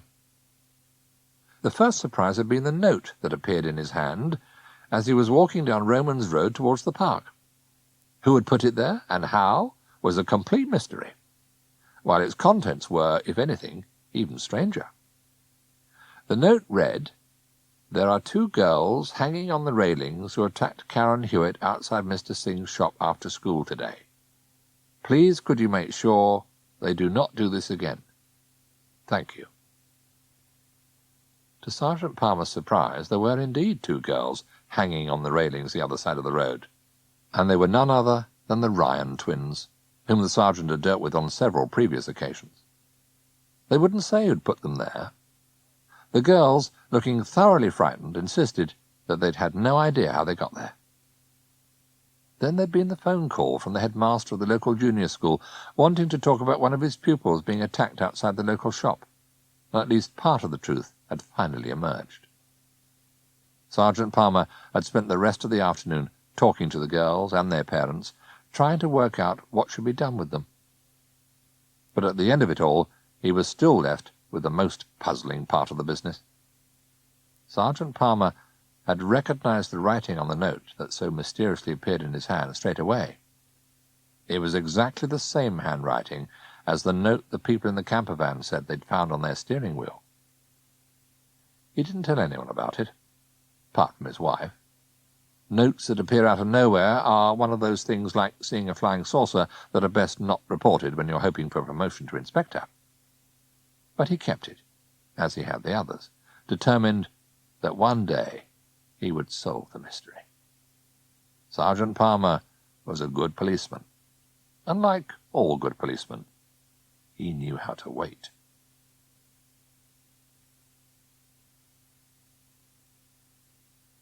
Chapter 7.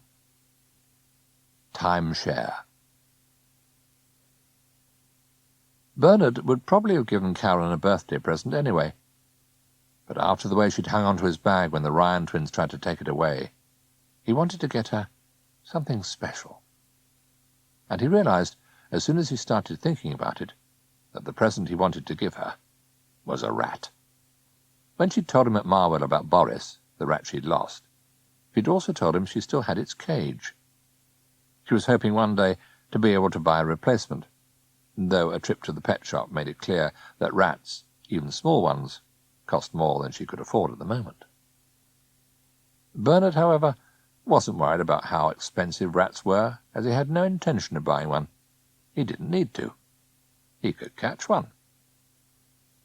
From the first day Aunt Bea had given him the watch, and he'd touched the wings of the sparrow flying across the playground, Bernard had found that in frozen time he could catch almost anything. A fly buzzing around his bedroom, or a moth loose in Aunt Bea's conservatory was no problem for Bernard. He could simply freeze time, scoop it up in his hands, and do with it what he liked. The same principle applied to all sorts of wildlife. Animals that would normally have hidden at the slightest warning of an approaching human were still out in the open when Bernard came by in frozen time. In his own garden he'd seen hedgehogs, moles, squirrels, and even a fox. He hadn't come across any rats so far, but as it happened, he'd recently been told exactly where to look if he wanted to find one. Mr. Wickerstaff, the school caretaker, had told Mr. Tree that insecure lids on the waste food bins, combined with the building work the other side of the fence, had encouraged the existence of a small colony of rats somewhere behind the school kitchens. The headmaster warned the children to stay away from the area, as poison would be laid down over half-term, and it was then that Bernard realized he had the perfect opportunity to get his friend exactly the birthday present she most wanted. Karen's birthday was on the Saturday, and early that morning Bernard set off for the school armed with his watch and a biscuit tin, in the lid of which he'd already made some holes so that the rat, when he caught it, would be able to breathe. It was even easier than he expected. In frozen time, he climbed over the gate into the school playground and walked round to the back of the main building where the kitchens and the dustbins were. The area seemed very clean and tidy, but on the other side of the fence, where the new extension was being built to the fire station, there were large piles of rubbish that looked very promising. Using a stick to lift up some of the pieces of cardboard and wood, Bernard found a rat almost immediately. In fact, he found 5. Frozen, motionless, round the remains of a discarded curry. They weren't quite the same as the rats in the pet shop. Instead of delicate-looking creatures with white coats and slender pink paws, these were large, powerful-looking animals with matted dark brown fur and pointed yellow teeth. Bernard chose the rat that had the fewest scars, picked it up by the tail, and put it in the biscuit tin. He returned to his house to pick up Karen's birthday card, and took it, with the tin under his arm, next door to Karen. "That's very kind of you, Bernard," said Mrs. Hewitt when she answered the door, and Bernard told her why he was there. "You've just got time to see her before she goes." As well as being Karen's birthday, Saturday was the day Mr. Tree was taking the school orchestra to Southampton to play in the concert for which they'd been practicing all term. Karen had been particularly looking forward to it, as it meant they were all going to be on television. "Perhaps you could give her a hand bringing out the cello," said Mrs. Hewitt. "Only Mr. Tree could be here any minute. We don't want to keep him waiting."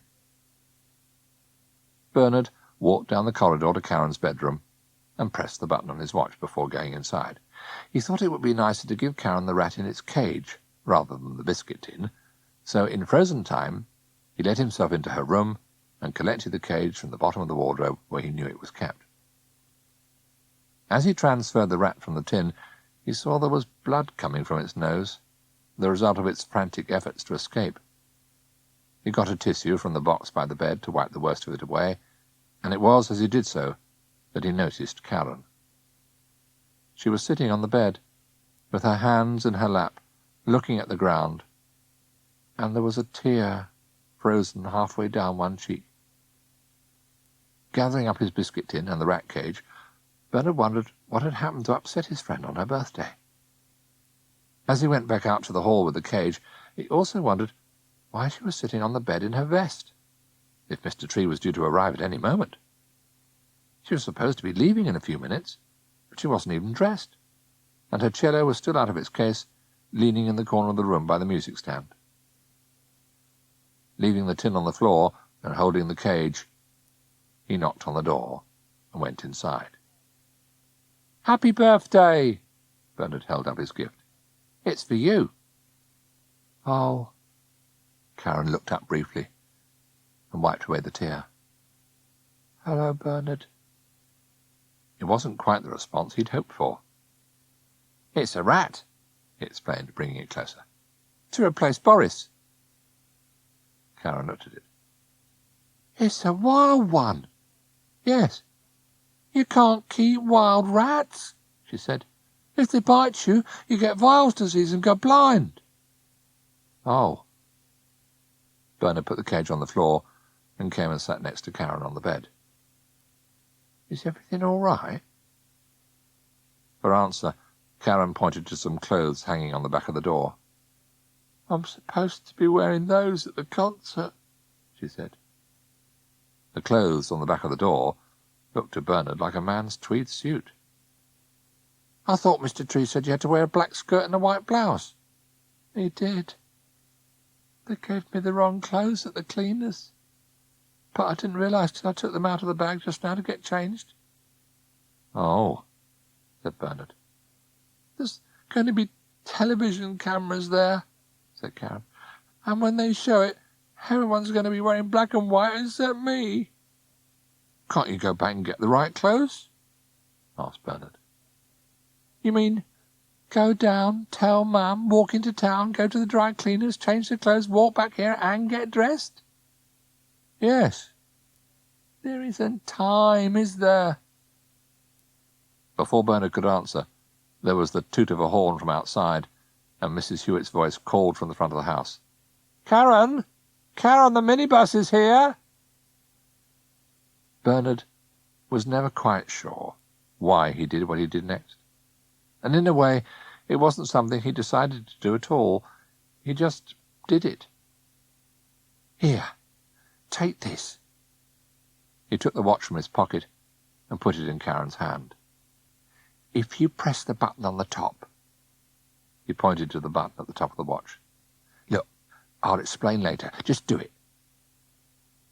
Karen looked at the watch, then at Bernard, then back at the watch. From the hall, her mother called again. "Karen, are you there?" "Look, I know it sounds odd," said Bernard, "but try it. You'll know what I mean as soon as you do. Please, try it." Slowly, Karen reached up to press the button at the top of the watch, and disappeared. "You gave her the watch?" asked Aunt Bee. Bernard nodded. "I hope we don't mind." "Is she going to give it back?" "Oh, yes. She already did." Bernard held up the watch to show he still had it. "Straight away?" "Well, nearly." It had been an odd experience, and now that Karen was safely on her way to Southampton with Mr. Tree, he'd come round to his aunt's to tell her what had happened. Aunt Bee was in bed, and the doctor had said she was to stay there for at least 2 weeks. The bed had been brought down to the drawing-room, and Mrs. Donaldson was coming in each day in the evenings, as well as at lunchtime, to make sure she had something to eat. Bernard's aunt lay there, propped up by a vast number of pillows. "So, what happened after your friend disappeared?" she asked. What had happened was that Bernard had stared for a moment in panic at the place on the bed where Karen had been sitting, and then spun round to find she was standing on the other side of the room. Only now she was dressed in a smart black skirt and a clean white blouse, with her hair carefully brushed, and with her cello packed in its case on the floor beside her. She was holding the watch in her hand and staring at it in astonishment. I knew there was something, she said. I knew you'd got something, but I never thought. Where did you get it? Bernard was about to reply when Mrs. Hewitt's voice called impatiently again. "Karen! Did you hear? The minibus is here!" Bernard was slowly coming to grips with what had happened. "You've been into town? To the cleaners? Went into town? Got my clothes? Got these?" Karen pointed to some new earrings she was wearing. "Came back? Got changed? Did my hair?" She looked at the watch in her hand again before passing it to Bernard. "Did you find it? Or did someone give it to you?"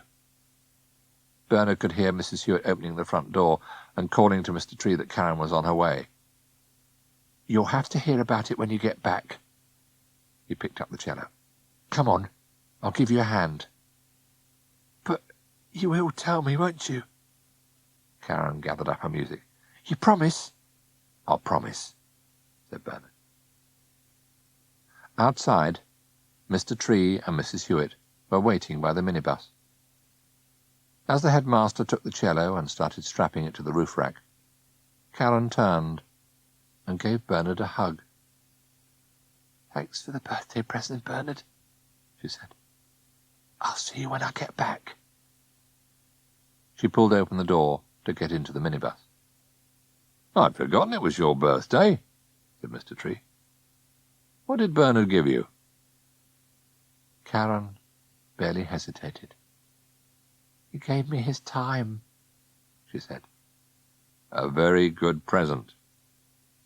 Mr. Tree smiled at Bernard. "Good luck in the match this afternoon. I'm sorry I shan't be there, but I've told Miss Pico to ring me on the mobile straight after the final whistle." He climbed into the front, and Bernard and Mrs. Hewitt waved goodbye from the pavement as the van drove off. "You've got a football match this afternoon?" asked Aunt Bee. "It's the quarter-finals," said Bernard, "of the school's league." He looked at his aunt. "I know you told me not to tell anyone, but it's all right, isn't it, that I let Karen borrow the watch?" "I'm not sure." Aunt Bee thought for a moment. "It depends. It's exactly how I got the watch, of course." She pointed to the photo on the table by the bed. "When Philip decided to share it with me. But you need to be careful. Did you say your friend took some earrings from a shop while she was there?" "Bought them," Bernard corrected her. "She had some birthday money and left it by the till with a note." "I see." Aunt Bee nodded slowly. "And if she wants to borrow the watch again, will you let her?" Bernard said he thought that yes, he probably would, if Aunt Bee didn't mind. "And what if she borrows the watch and doesn't give it back?" "I don't think she'd do that. She's—" Bernard looked for the right word. "Well, she's nice." "It's a good start. But something as powerful as the watch can make even the nicest people behave strangely." Aunt Bee leant back on her pillows before adding, "If she's going to use the watch again, she'll need some iron tonic, won't she?" "Yes." Bernard had already thought of that. "I'm going to put some in her drink." "Good idea. You haven't said anything to her about needing it yet?" "Not yet." Bernard hesitated a moment. "To start with, I thought I'd just put it in her drink." "Very sensible," said Aunt Bee. "Very sensible." She'd always thought Bernard was smarter than people gave him credit for. He might need more time than most for his schoolwork, but he picked up on the things that mattered very quickly indeed. Which only leaves us the question of what to do with him. Aunt Bee pointed to the biscuit tin on the floor. from which odd thumps could be heard as the rat inside tried desperately to escape. "Have you decided what you're going to do?" What Bernard should do with the rat was something of a problem. Aunt Bee had confirmed that wild rats didn't make ideal pets and could spread an alarming number of diseases. She had suggested that Bernard put it back where he found it, but that would almost certainly mean it would be poisoned by Mr. Wickerstaff, and he thought he owed it something after the discomfort he'd caused it by keeping it in the tin. Which was why, in the end, he took it round to the police station. At the station, Sergeant Palmer was trying his best to sound patient and sympathetic. "I'm not angry," he repeated.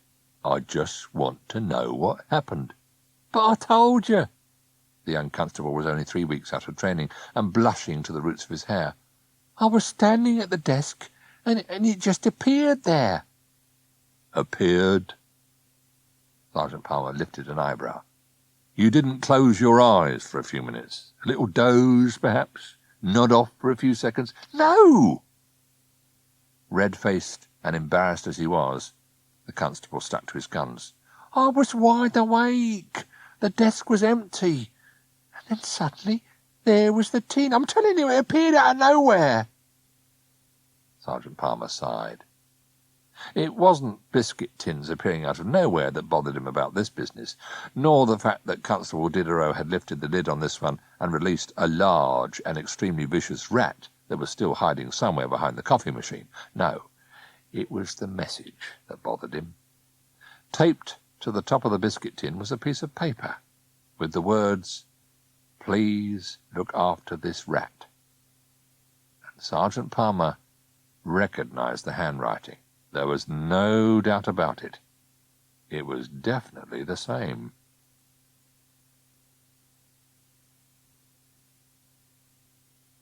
Chapter 8. Free Time.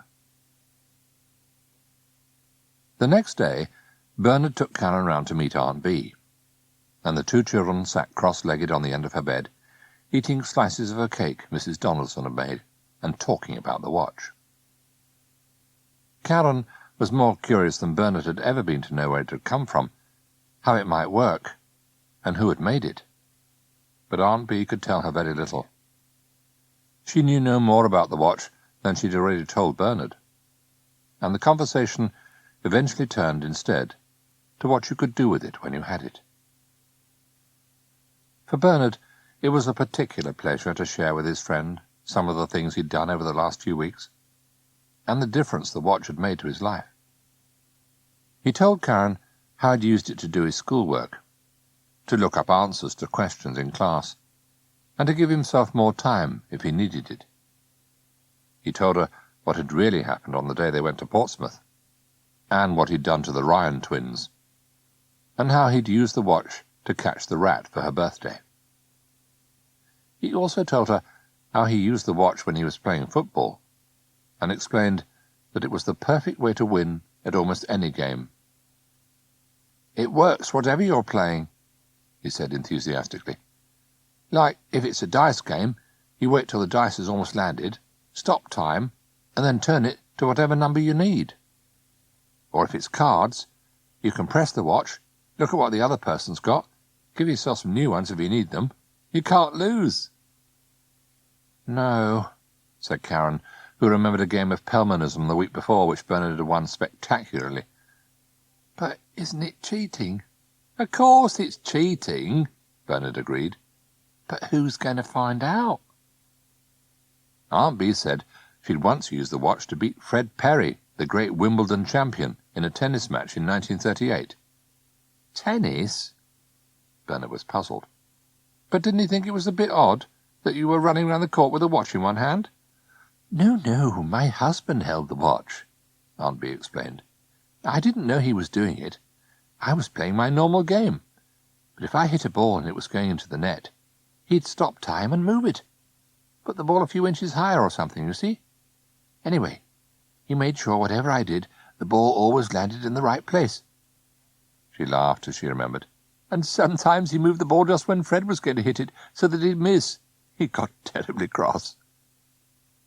"But if Bernard uses the watch to win at football," said Karen, "what happens if he grows up and uses it to play for Manchester United, and then for England, and we win the World Cup or something? It wouldn't be fair, would it?" Bernard stared at her. Winning the World Cup was such an obvious and brilliant idea, he was surprised he hadn't thought of it himself. Aunt Bee didn't seem to think that using the watch to win at football was very important. When Karen asked her again if she didn't think it would be unfair, the old lady only shrugged and said that, as it was probably the only way England ever would win the World Cup, it might not be such a bad thing.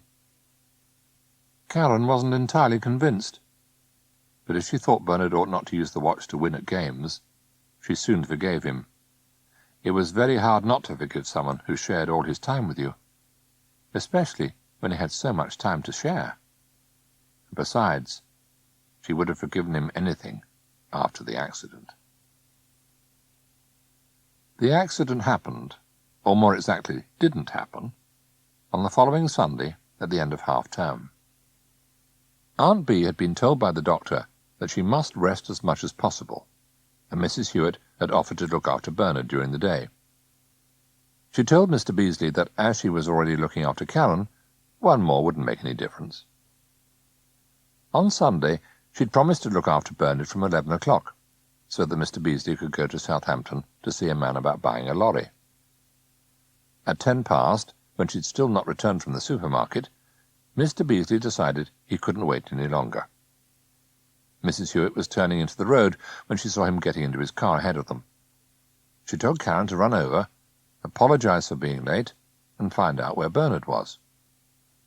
Karen got out of the car, ran to Mr Beasley's Jaguar, and pulled open the passenger door.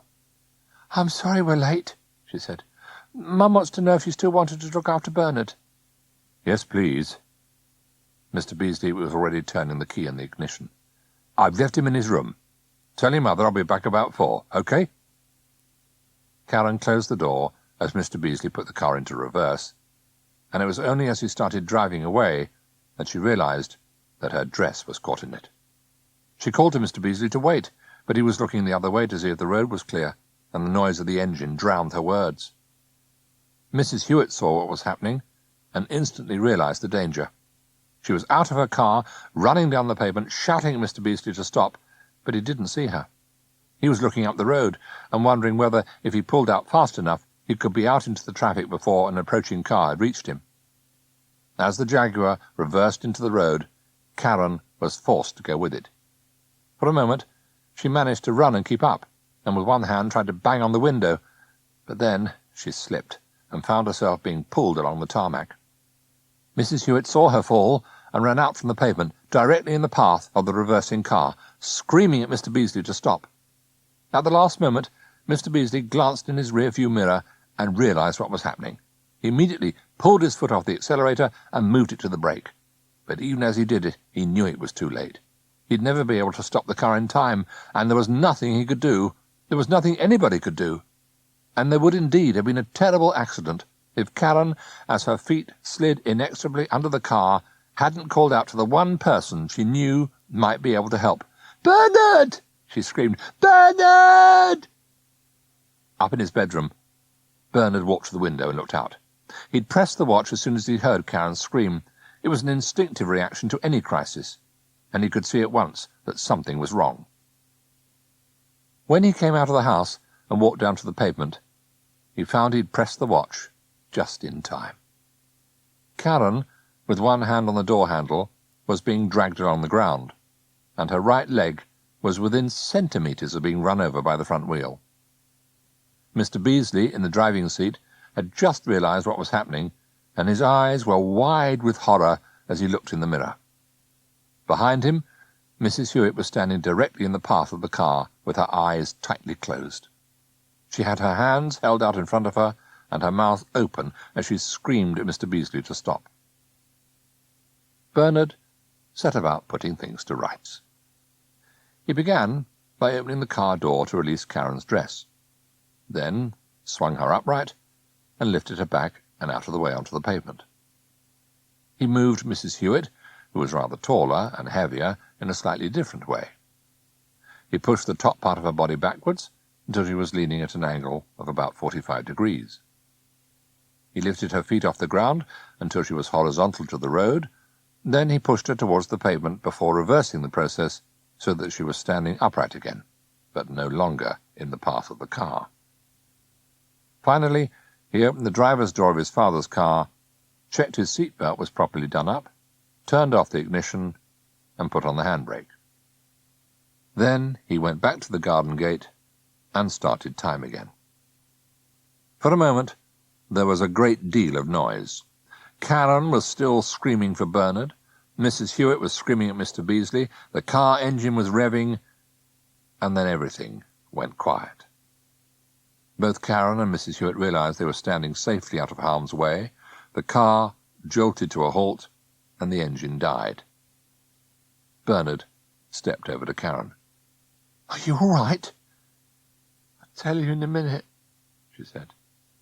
He looked at Mrs Hewitt. "Everything okay?" I... Mrs Hewitt was trying to come to terms with the fact that 1 moment ago both she and her daughter had been on the point of being killed, but that now everything seemed to be all right. "Yes, I'm fine, Bernard," she said eventually. "Thank you." Mr Beasley had got out of the car and was standing in the road, his face drained of blood, staring first at Karen and then at her mother. Bernard went over to him. "If you drive the car back to the curb, Dad," he said, "I think we should get Mrs Hewitt inside to sit down for a bit, don't you?" Mr Beasley thought sitting down somewhere was a very good idea, at least till his legs had stopped shaking. In the Hewitts' kitchen, as Bernard poured more hot water into the teapot, Karen's mother recovered quite rapidly. In her mind, she'd already decided that she must have imagined the whole thing. She had, after all, had her eyes closed a lot of the time. Mr Beasley must have seen what was happening and stopped. It was as simple as that. And she felt rather embarrassed at the way she'd screamed at him. "I thought maybe you should have some sugar." Bernard put a large mug of tea on the table in front of his father, and a sugar bowl. "I read in a book once that it's good for shock." Mr Beasley hadn't spoken since he came in. He wasn't finding it as easy as his neighbour to accept what had happened outside. In his rear-view mirror, he knew he'd seen Mrs Hewitt barely a foot away from the back of the car. At the same time, he'd seen, out of the corner of his eye, Karen's face disappearing below the window and part of her dress clearly caught in the door. He'd known, even as he moved his foot to the brake, that there was no chance of stopping before he ran over them both, and yet, they hadn't been run over. And his car had somehow stopped. Mr Beasley didn't know how the car engine had been turned off or handbrake put on, but he did know he'd been extremely lucky. What on earth had he been doing, hurrying to pull out into the road like that? Why hadn't he waited till he knew the road was clear? Why did he think it was so important to get to Southampton today anyway? What was the hurry? Why was he always hurrying? Why? His eyes travelled round the meticulously tidy kitchen to Bernard, who was pouring a glass of milk for Karen and another for himself. He seemed to have taken charge of everything. He brought them all inside, sat them down, made the tea. And looking at his son, Mr Beasley wondered when this quietly confident young lad had taken over from the little boy who always looked so worried about everything. When had that happened? And why hadn't he noticed it before? "I'm sorry I screamed at you like that." Mrs Hewitt was talking to him. "Only I thought you weren't going to stop. I feel so silly, and I'm afraid we've upset all your plans for going out." "No," Mr Beasley finally spoke. "No, that's all right. It wasn't important. And I've changed my mind. I'm not going anywhere today." What he needed, Mr Beasley decided, was somewhere quiet where he could sit down and do some serious thinking. Because his aunt wasn't supposed to get out of bed, it was Bernard who set the moth trap in the evenings, and the following morning brought in the insects that had been caught. That evening, in the fading light, he carried the wooden box down the garden to its place between the apple trees, plugged the mercury vapour lamp into the extension lead, and turned it on. In the night, the moths would be attracted to the light, and the next morning he and his aunt would count how many there were and what type. When he came back into the house, he found Karen pouring a measure of the iron tonic into 2 plastic medicine cups. "Your aunt says we need to take some of this every day." She passed one of the cups to Bernard.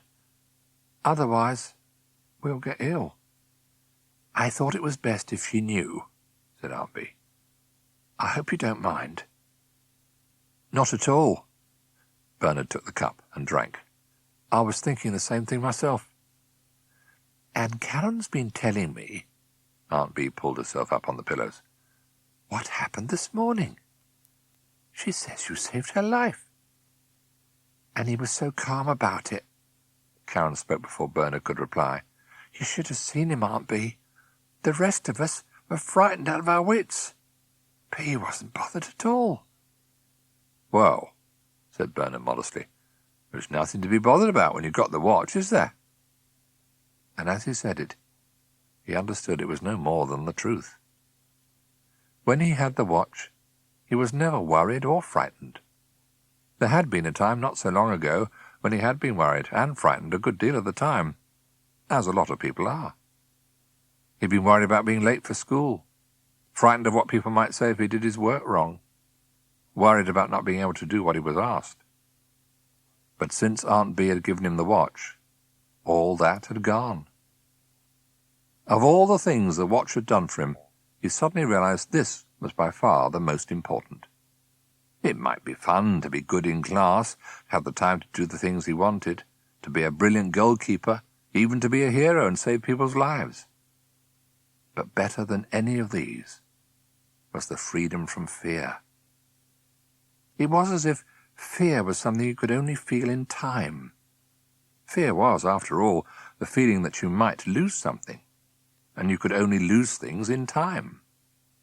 Only time took things away. Only in time could you be hurt. Only in time could the bad things happen, and if you could stop time, you could stop the bad things too. "When you've got this," he said, holding the watch, "you don't have to be frightened of anything, do you?" "Nearly anything." Aunt Bee spoke very gently. "Nearly anything." Mr Beasley sat at the desk in his front room. He'd been sitting there most of the day, staring out over the front garden to the road, and thinking. It was getting dark now, but he hadn't turned on the light. He'd thought about many things. He'd thought about Bernard, and how strange it was that you could live in the same house as someone and not notice how quickly they were growing up. He thought about his business and why he worked so hard. He thought about Mrs Hewitt living next door in that neat little flat with everything so carefully arranged and organized.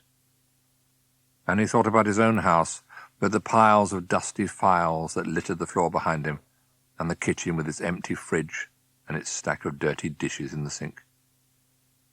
And he thought about Aunt Bee, and about moths. He wasn't quite sure where the moths came into it, but he still thought about them. They seemed to be part of the pattern. Mr Beasley knew he wasn't clever in the way that some people are. He'd never passed an exam in his life. But when he had a problem, he faced it with a formidable determination and persistence. He decided that morning that he had a problem, and after worrying at it for nearly 6 hours, he thought he'd come up with a possible solution. Slowly, he got to his feet and went next door to see Mrs Hewitt. "I've been thinking," he said when Mrs Hewitt had sat him down in her living room, "that I've been making a mistake with my work." Mrs Hewitt had a rough idea how much money Mr Beasley made from his business, and thought she could do with making a few mistakes like that herself. But she didn't say anything. "I should have realised ages ago," Mr Beasley continued. "I'm not cut out to do paperwork. I did it to start with because there wasn't anyone else, and it kept me busy at weekends. But it's not what I'm good at. Never have been. What I need is someone to help do that bit for me. And I was wondering if you'd be interested." "Me?" Mrs Hewitt stared at him. "You want me to help with your paperwork?" "Yes," said Mr Beasley.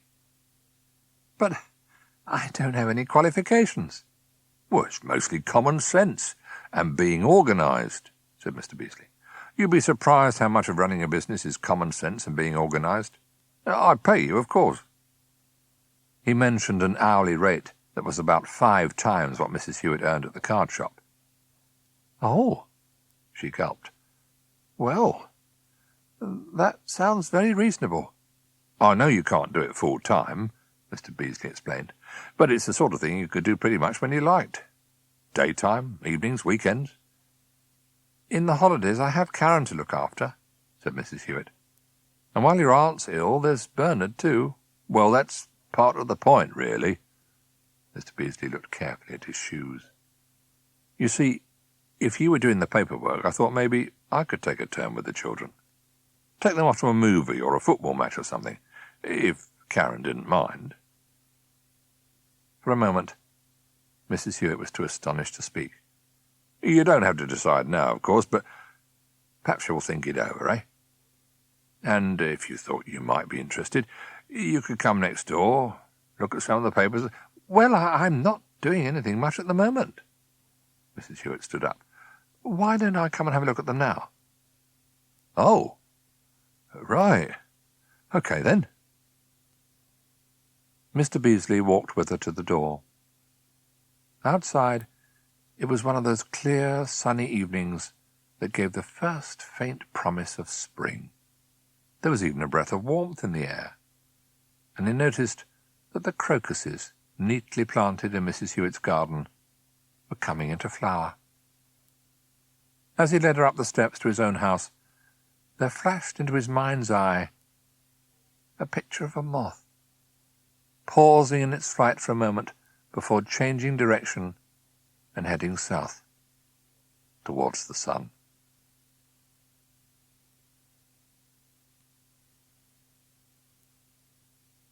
Chapter 9. Time Out. 10 days later, Aunt B was taken into hospital. It was the Wednesday of the finals of the football competition.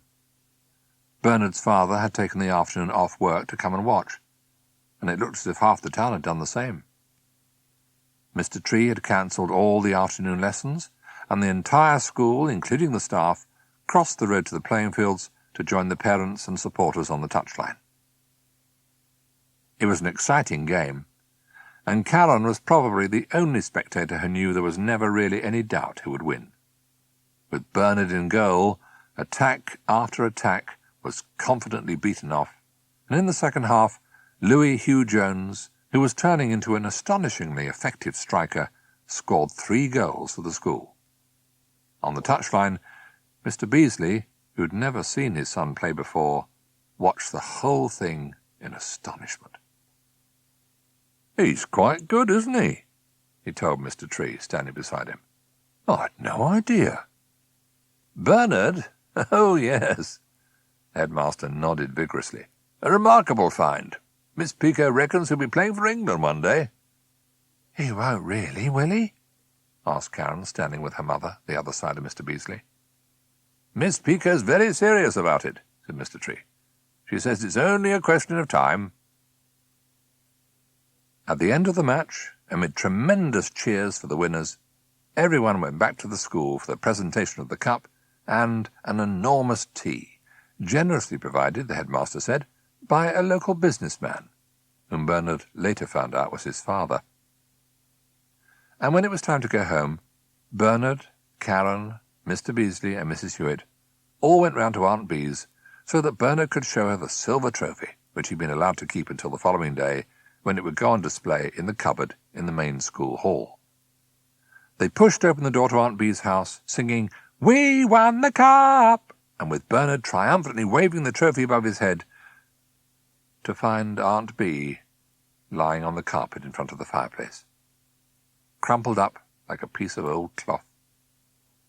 It looked as if she'd got out of bed, probably to put some more coal on the fire, and collapsed. At first, Bernard thought she was dead, but Mrs Hewitt said she was still breathing, and Mr Beasley rang for the emergency services.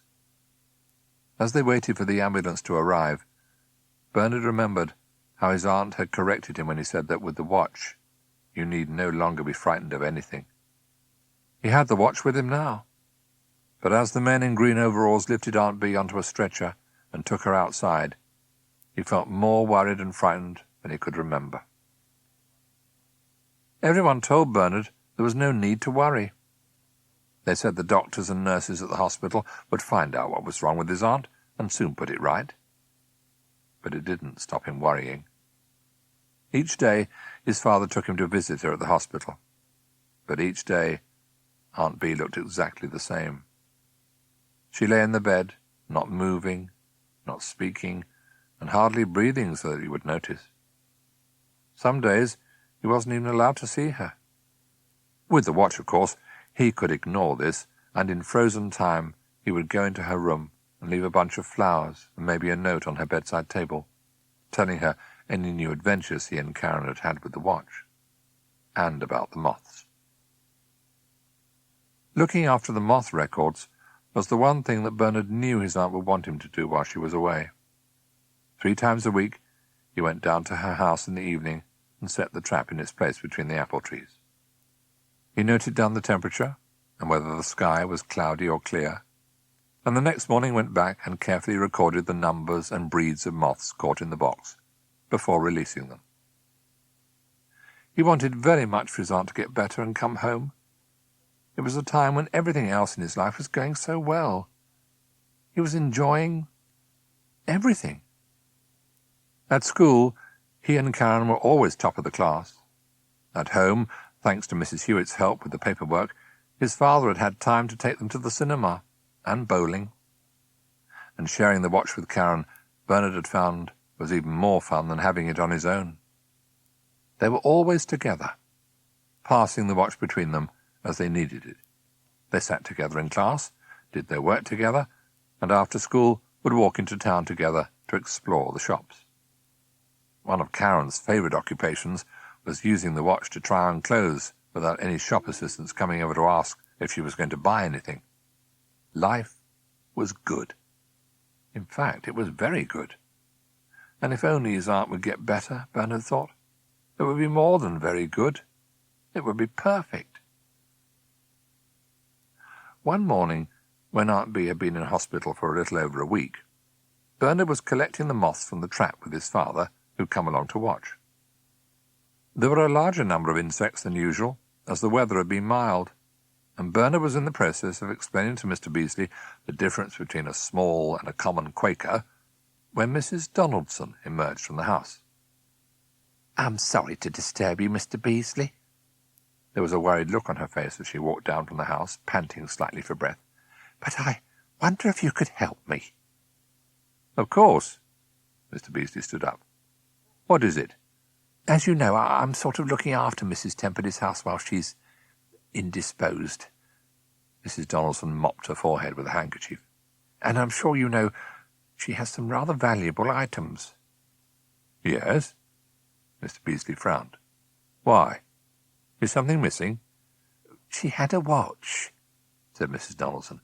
"A gold pocket watch. She was never without it, and I've searched high and low, but there's not a trace of it anywhere." "Oh, that's all right." Mr Beasley relaxed. "Bernard's got it. She lent it to him." "Oh, that is a relief." Mrs Donaldson turned to Bernard. "Only she was quite agitated last night when I told her I hadn't been able to find it. She'll be so pleased." "She's talking again?" asked Mr Beasley. "In snatches." Mrs Donaldson gave a vague wave of her arm. "She's still unconscious most of the time, but she did particularly ask me to bring in the watch." She paused and looked at Bernard again. I'm taking some clean clothes in for her this morning. Perhaps I could take the watch in for her as well?" If his aunt wanted the watch, Bernard thought, the sooner she had it the better. But she'd always told him how important it was to keep it away from other people.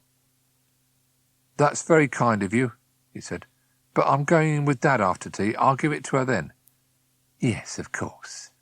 Mrs. Donaldson nodded. "That'd be best. And I'll tell her when I go in that's what you're doing, so she doesn't have to worry." She hesitated. "We are talking about the same watch, are we? I mean, do you have it with you? Could I see it?" The chain of the watch hung from Bernard's button down to his pocket, so it was quite clear he had it with him. With an odd feeling of reluctance, he took it from his pocket and held it out. Mrs. Donaldson leant forward. "Oh, yes, that looks like the one. And on the other side?" She reached out with a finger and thumb and turned the watch over. It happened so quickly that it was done before Bernard had even realized the danger, and by the time he had, it was too late.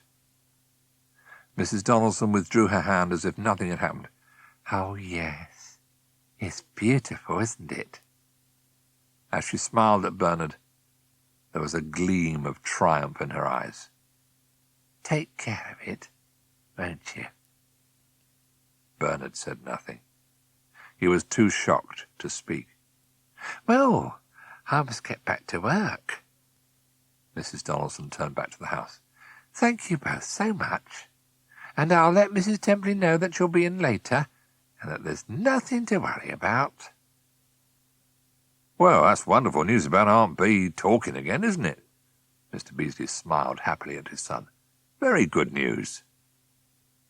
Bernard didn't reply. He hadn't moved since Mrs. Donaldson had touched the watch that he still held in his hand.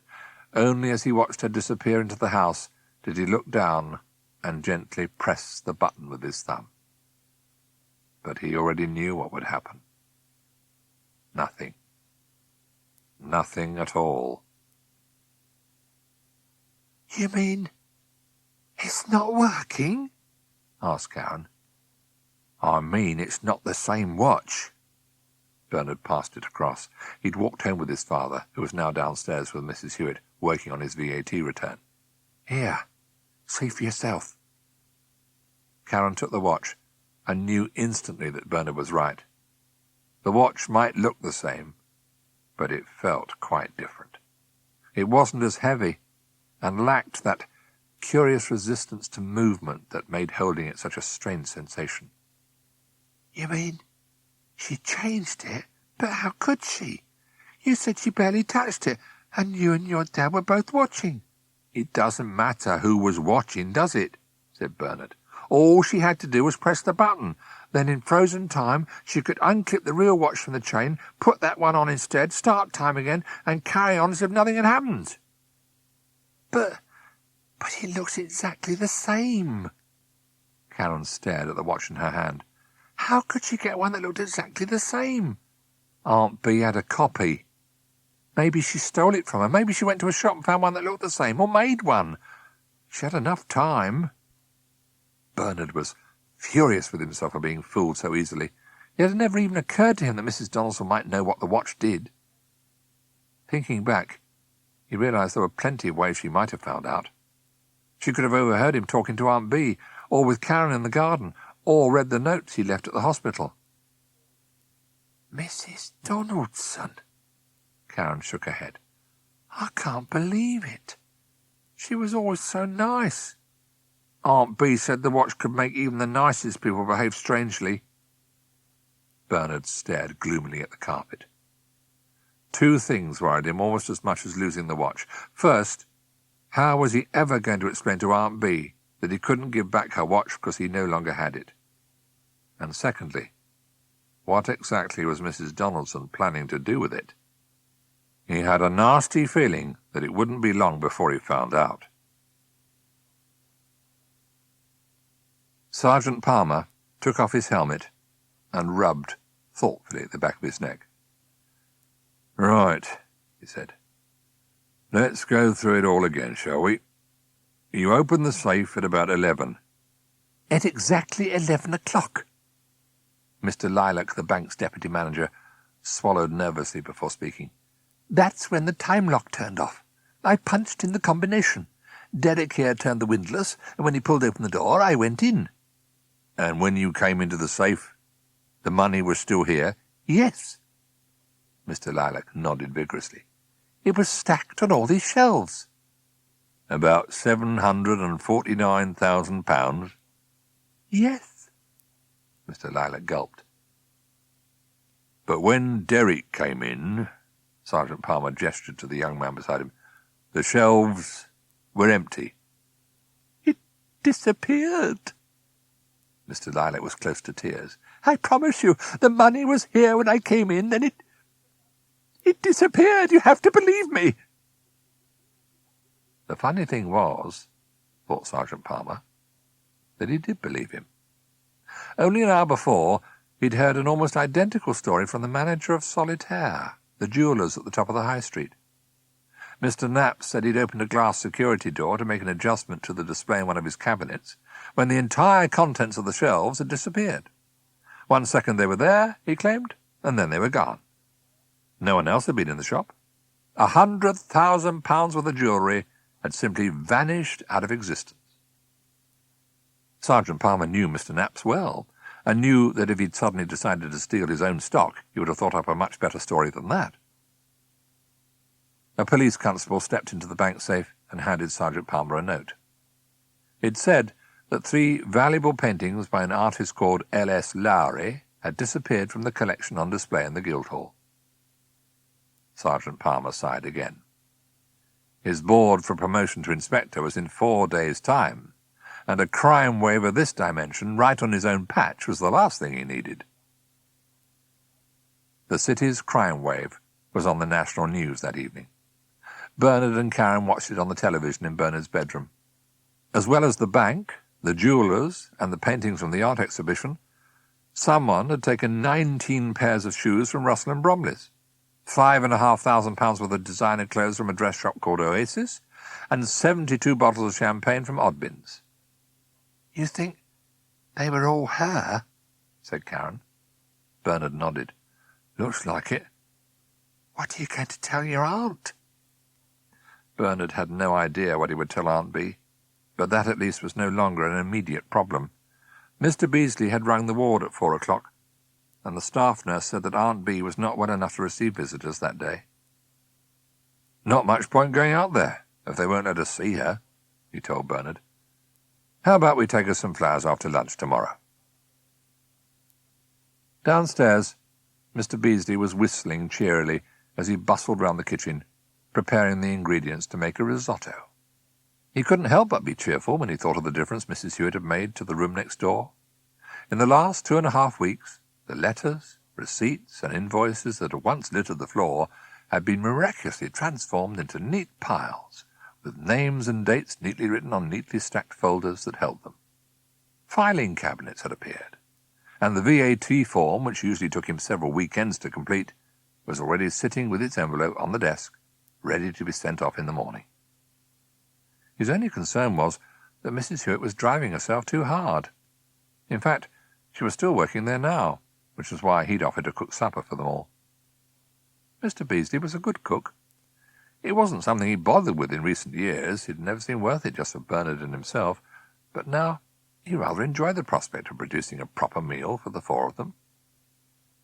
As he measured out the rice into the pan, he not only whistled, he sang. Upstairs, Bernard switched off the television and turned to Karen. We can't just sit here and not do anything, he said. We have to stop her. How can we? Karen was lying on the bed, staring at the ceiling. If someone's got the watch, you can't get near them, can you? Unless they let you. All they have to do is press the button, and they're somewhere else. But she's using the watch to steal everything, said Bernard.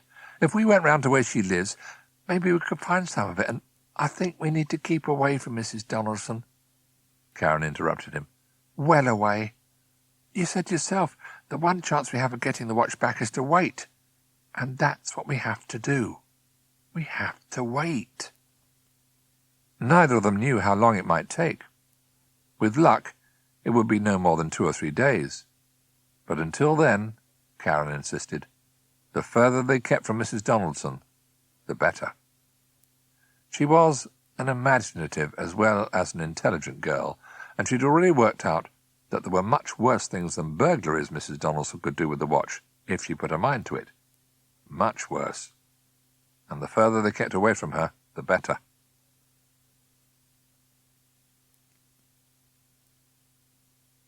Chapter 10. Lost Time. Although the last thing the children had wanted in the short term was to see Mrs. Donaldson again, they met her the next morning.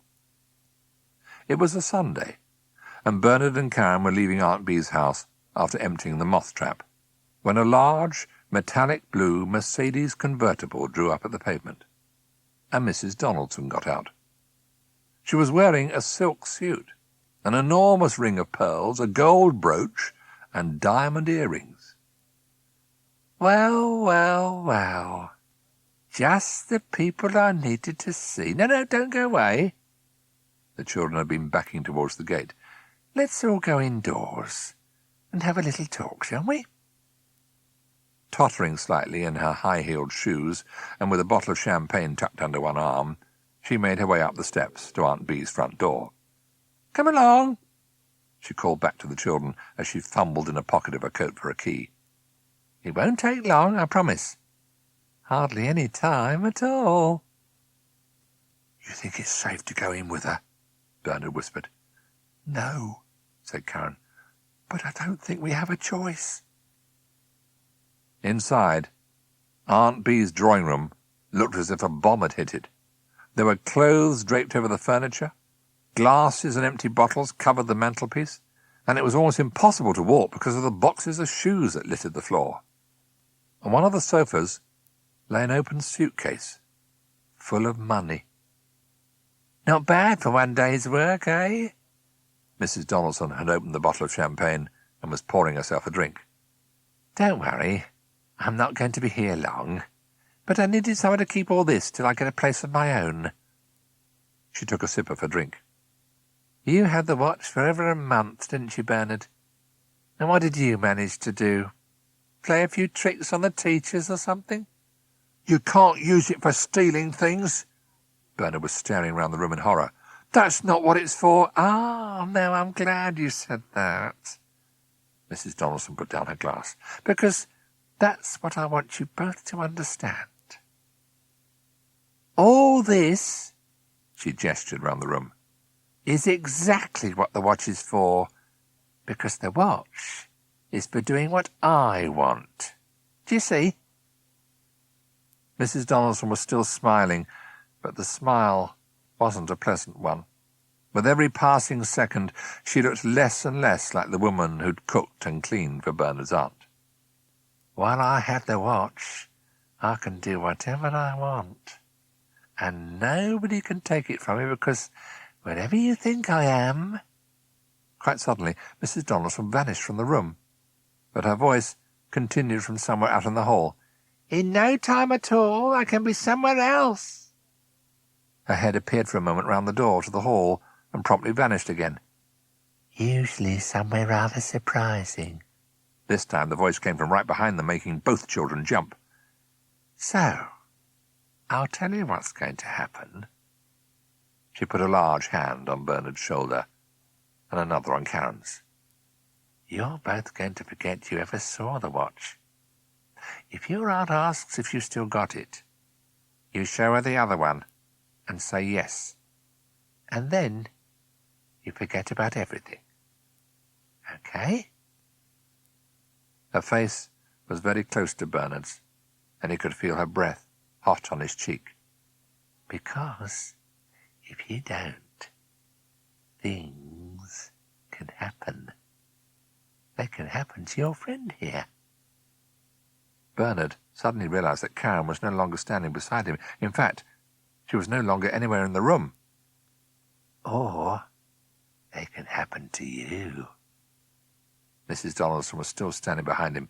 "You want to remember that." "Yes," said Bernard. Where's Karen? Don't worry, she's all right. For the moment. But remember, Bernard, while I have the watch, I can do anything. Please, said Bernard, tell me where Karen... He got no further. He was no longer standing in his aunt's drawing room, but somewhere in the middle of the road outside, and a bus was driving straight towards him. He saw the driver's eyes open wide in horror, heard him slam on the brakes, and then, just as the bus was about to hit him, he was standing on the parapet of the bridge that ran over the river at the bottom of the high street. 10 metres below, the water swirled blackly round one of the piers, and he felt a hand push him in the small of the back, so that he fell forward and... He was standing on the railway line, in between the platforms at the station. In the distance, he could hear the two-tone whoop of a diesel train approaching. He opened his mouth to scream when...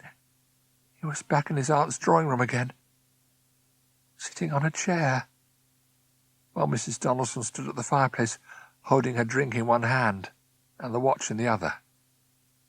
You see, Bernard, she said, I can come out of nowhere, pick you up, and put you wherever I like.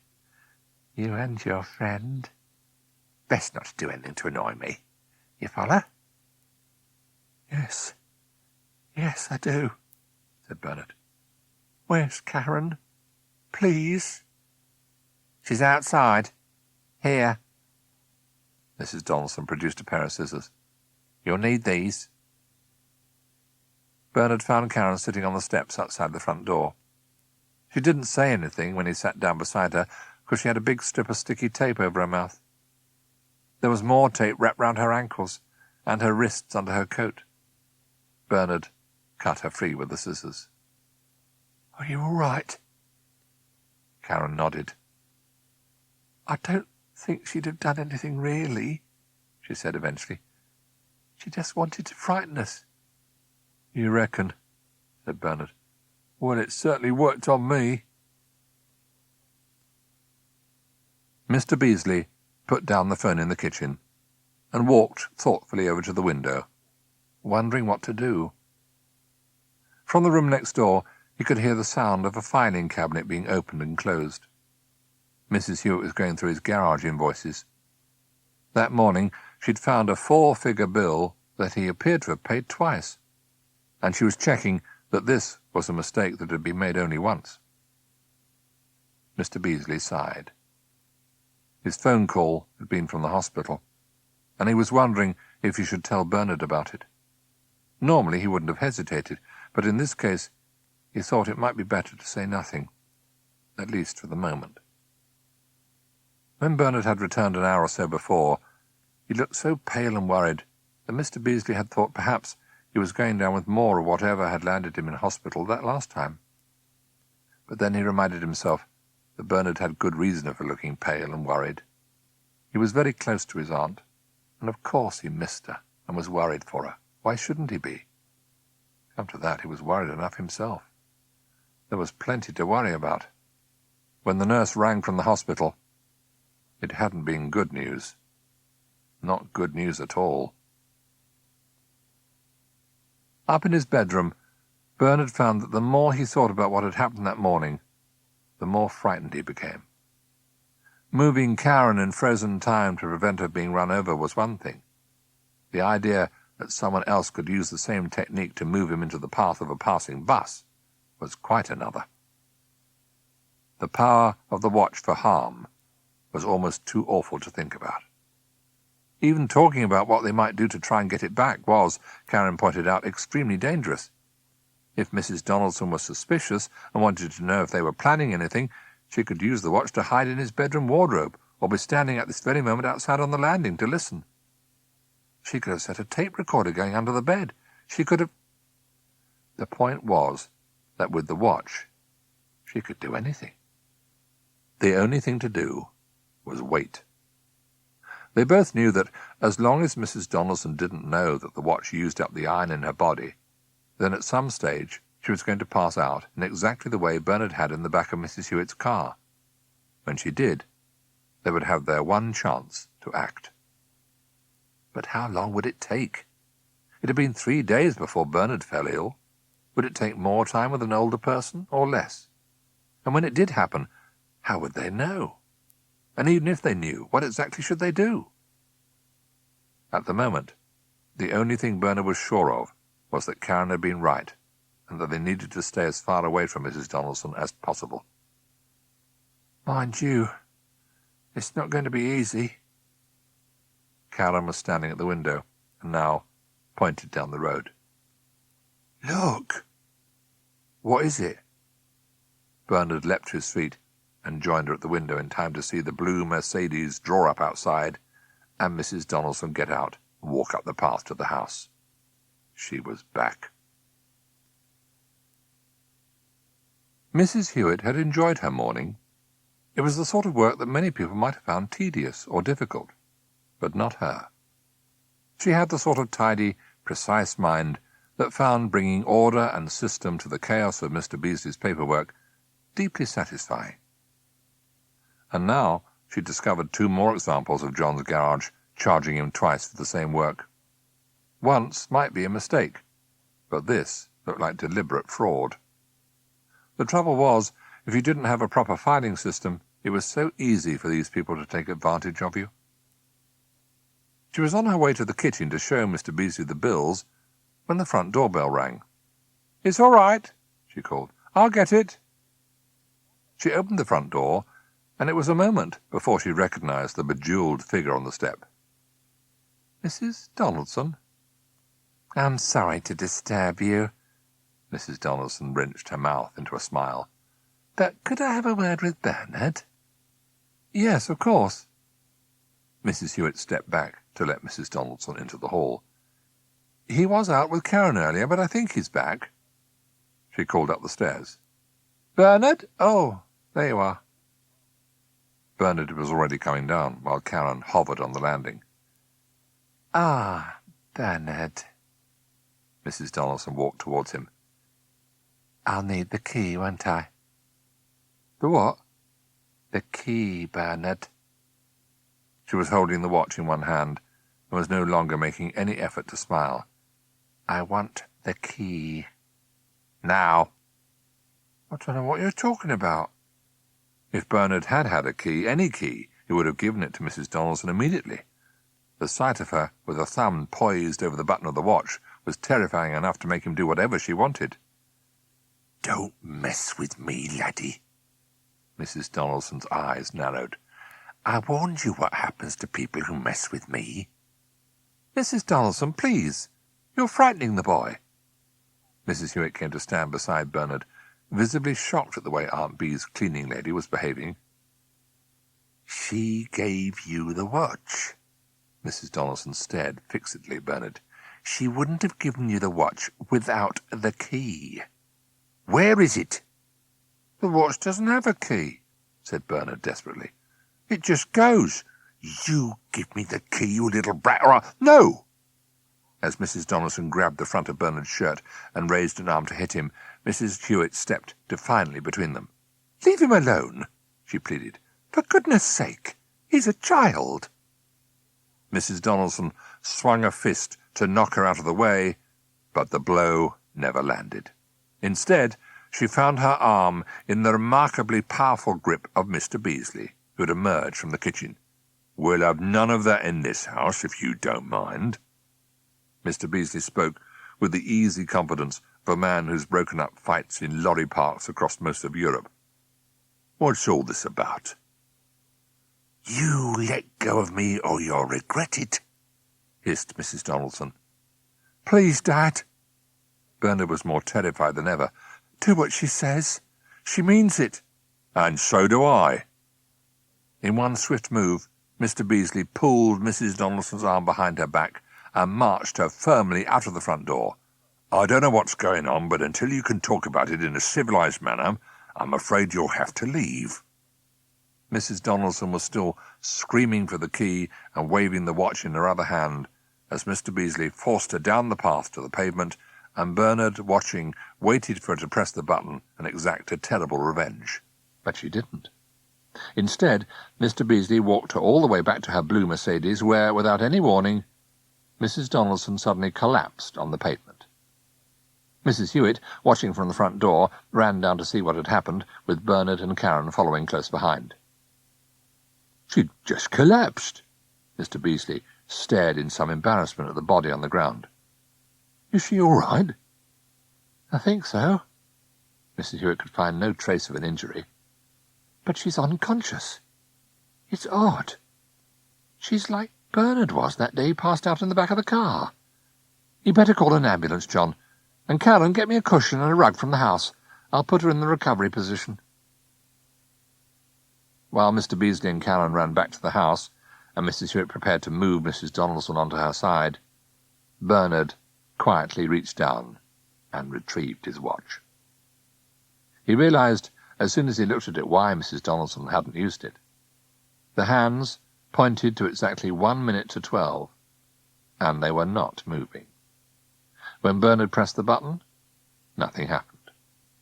What Mrs Donaldson had done to it, he had no idea, but one thing was clear. The watch had stopped, and there was only one person Bernard could think of who might know what to do about it.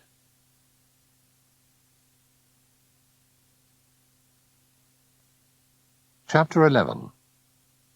Out of Time. Sergeant Palmer put 3 teaspoonfuls of sugar in his mug and stirred it carefully. "So what happened then?" "Well," said Mrs Hewitt, "then she grabbed Bernard by the front of his shirt and was going to hit him, and when I got in the way, she was going to hit me. But fortunately John came out and stopped her." She smiled gratefully at Mr Beasley, sitting beside her at the kitchen table. "I said I thought she ought to leave." Mr Beasley took up the story. "So I took her outside of the pavement, where she passed out." "I see." Sergeant Palmer sipped his tea. "And who was it noticed the car?" "That was Bernard," said Mr Beasley. "We were all waiting for the ambulance to arrive, and Bernard told me he thought he could see these paintings in the back of Mrs Donaldson's car. I went over, and that's when we found everything." Sergeant Palmer nodded. He knew exactly what they'd found in the blue Mercedes. There were 3 Lowry paintings, a great many clothes and shoes, several trays of jewellery, and a suitcase with something over £700,000 in cash.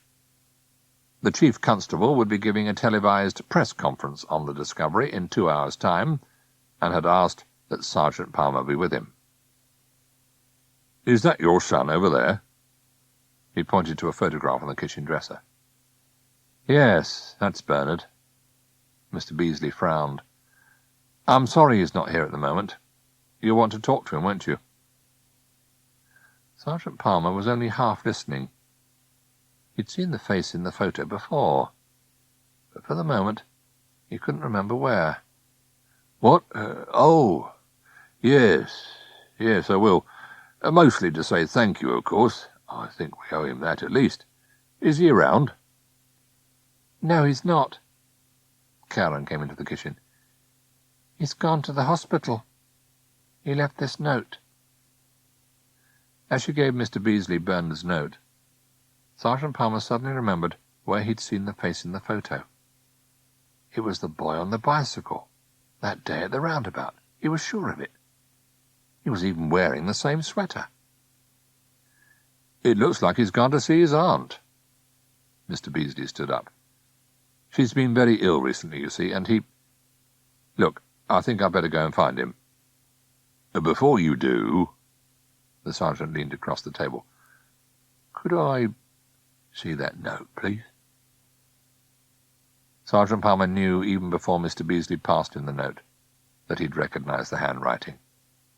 It was one of those days when the pieces of more than one puzzle seemed to be coming together. Bernard had known that it would be several hours before his father and Mrs Hewitt had sorted things out with the police about Mrs Donaldson, and he had the feeling that he didn't have several hours. It was important, very important, that he get to see Aunt Bea as soon as possible.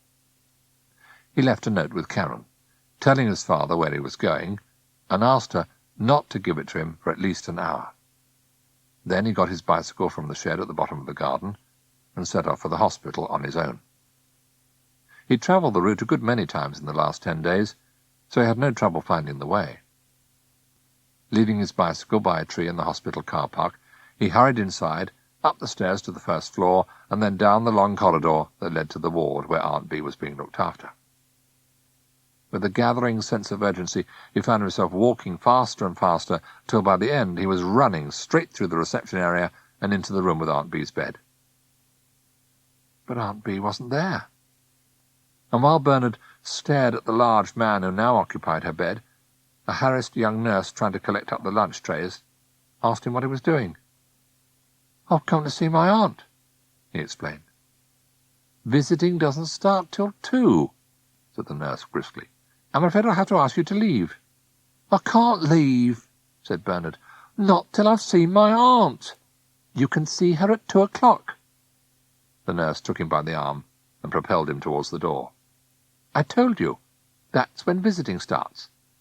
And unaccompanied children are not allowed in the adult wards. Please." Bernard struggled to pull himself free. "You have to let me see her, you have to." "Is there a problem?" The staff nurse had come out of her office. "Oh, goodness. It's Bernard, isn't it? Bernard Beasley?" She turned to the nurse. "It's all right, I'll look after this." She smiled cheerfully down at Bernard.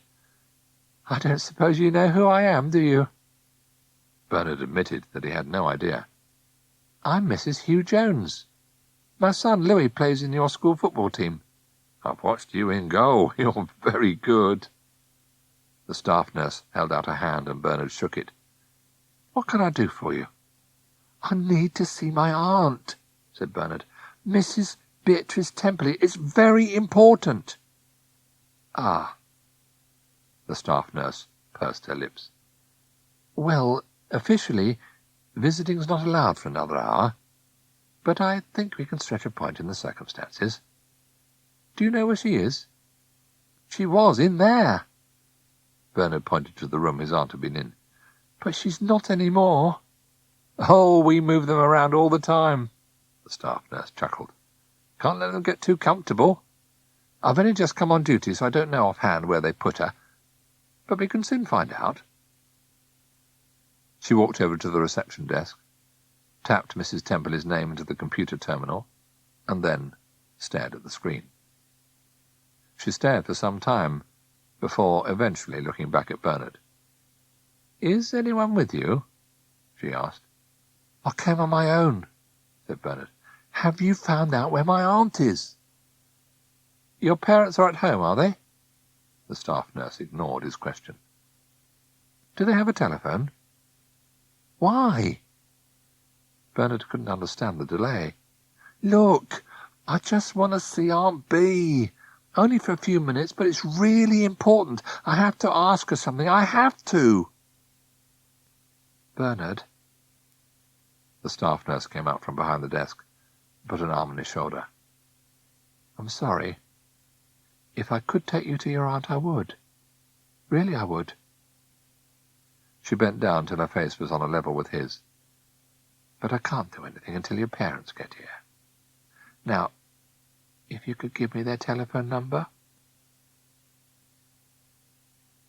In the kitchen, Mr. Beasley put down the phone. "It was the hospital," he said, a little unnecessarily. The others had all been listening and had heard most of the conversation. He stood up. "I have to get over there, straight away." As he reached for the car keys, Sergeant Palmer put a restraining hand on his wrist. "I'm not sure you should do that." "What?" Mr. Beasley stared at him blankly. "Never wise to drive when you're upset," said the policeman. "How about I get one of my men to take you, in a police car?" Bernard had no idea what the time was. There was no clock on the wall, and Aunt Bee's watch still said it was 1 minute to 12. The staff nurse had asked him to wait in what she called the television room. It was a room containing about a dozen chairs, but no television. He'd no idea how long he'd been there, and was wondering if perhaps he'd been forgotten, when the door suddenly swung open. "Ah, there you are!" Aunt Bee stood in the doorway, smiling brightly.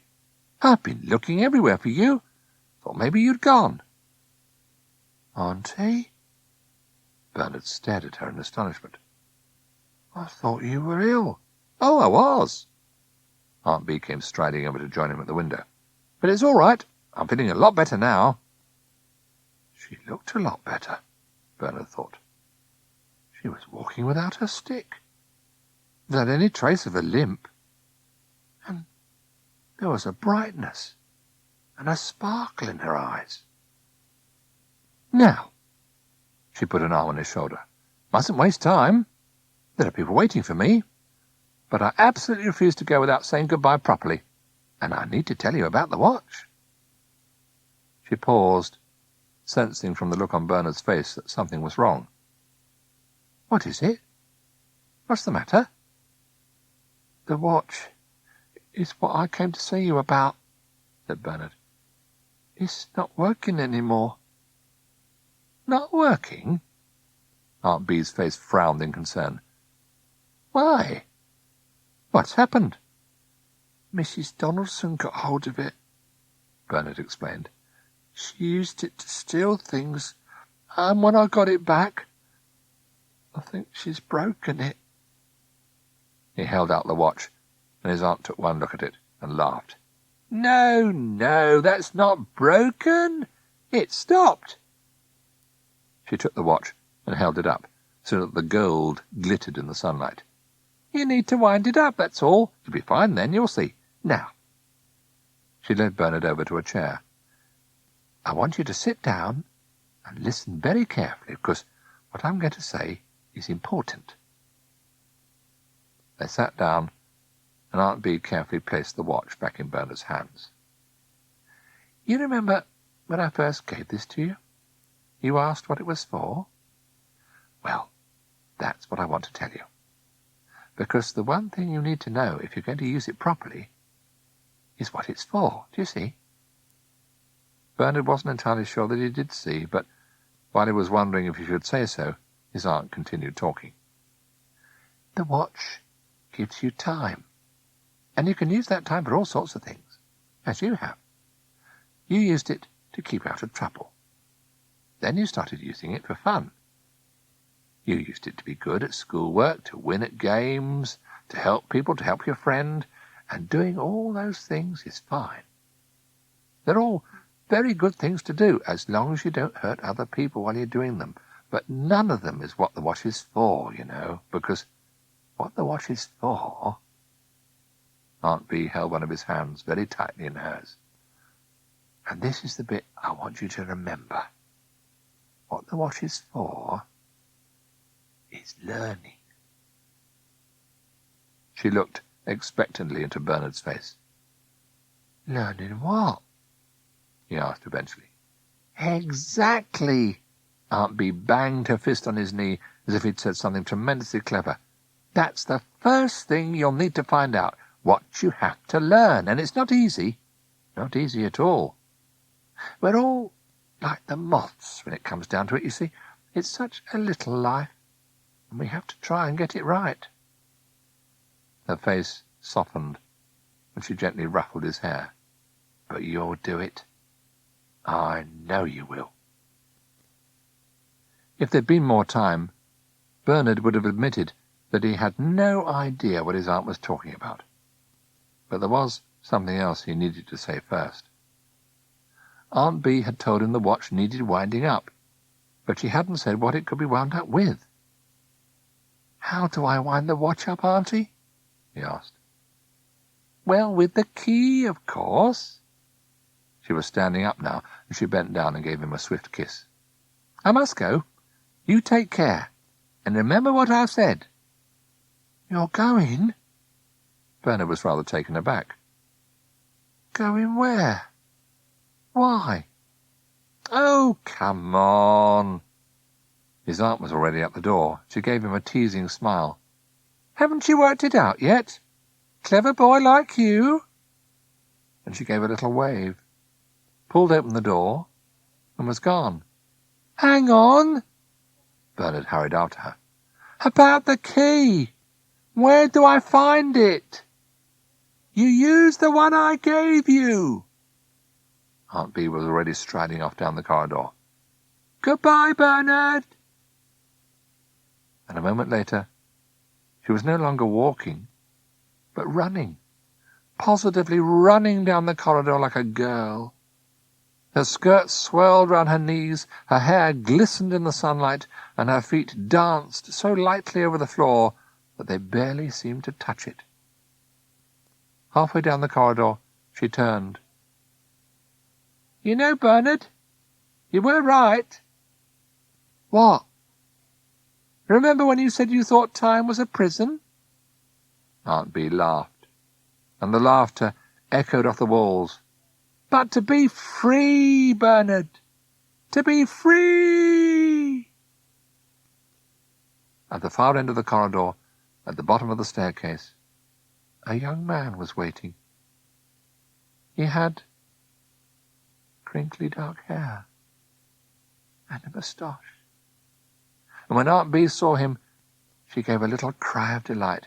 He held his arms wide open to greet her, and she ran straight into them, wrapping her arms around his neck, holding him as tightly as she could. Bernard didn't like to interrupt, but there was something important he still needed to know. About the key, he called. Are you quite sure you gave it to me? Aunt Bee didn't reply. And he called again, a little louder, Auntie! But Aunt Bee didn't seem to hear. She was gazing deeply into the eyes of the young man as he slowly released her from his arms, took her by the hand, and led her away up the stairs. The sunlight from the window at the end of the corridor was so bright that it made Bernard's eyes water as he watched. He blinked. When he opened them again, Aunt Bee had gone. They trooped into the television room together, and you could see that none of them was quite sure who should speak first, or what they should say when they did. The staff nurse stepped to one side, Mrs Hewitt put an arm around Karen, and it was Mr Beasley who came over and sat beside Bernard. We've got some rather sad news, he said eventually, about Aunt Bee. It's all right, said Bernard. I already know. She came and told me.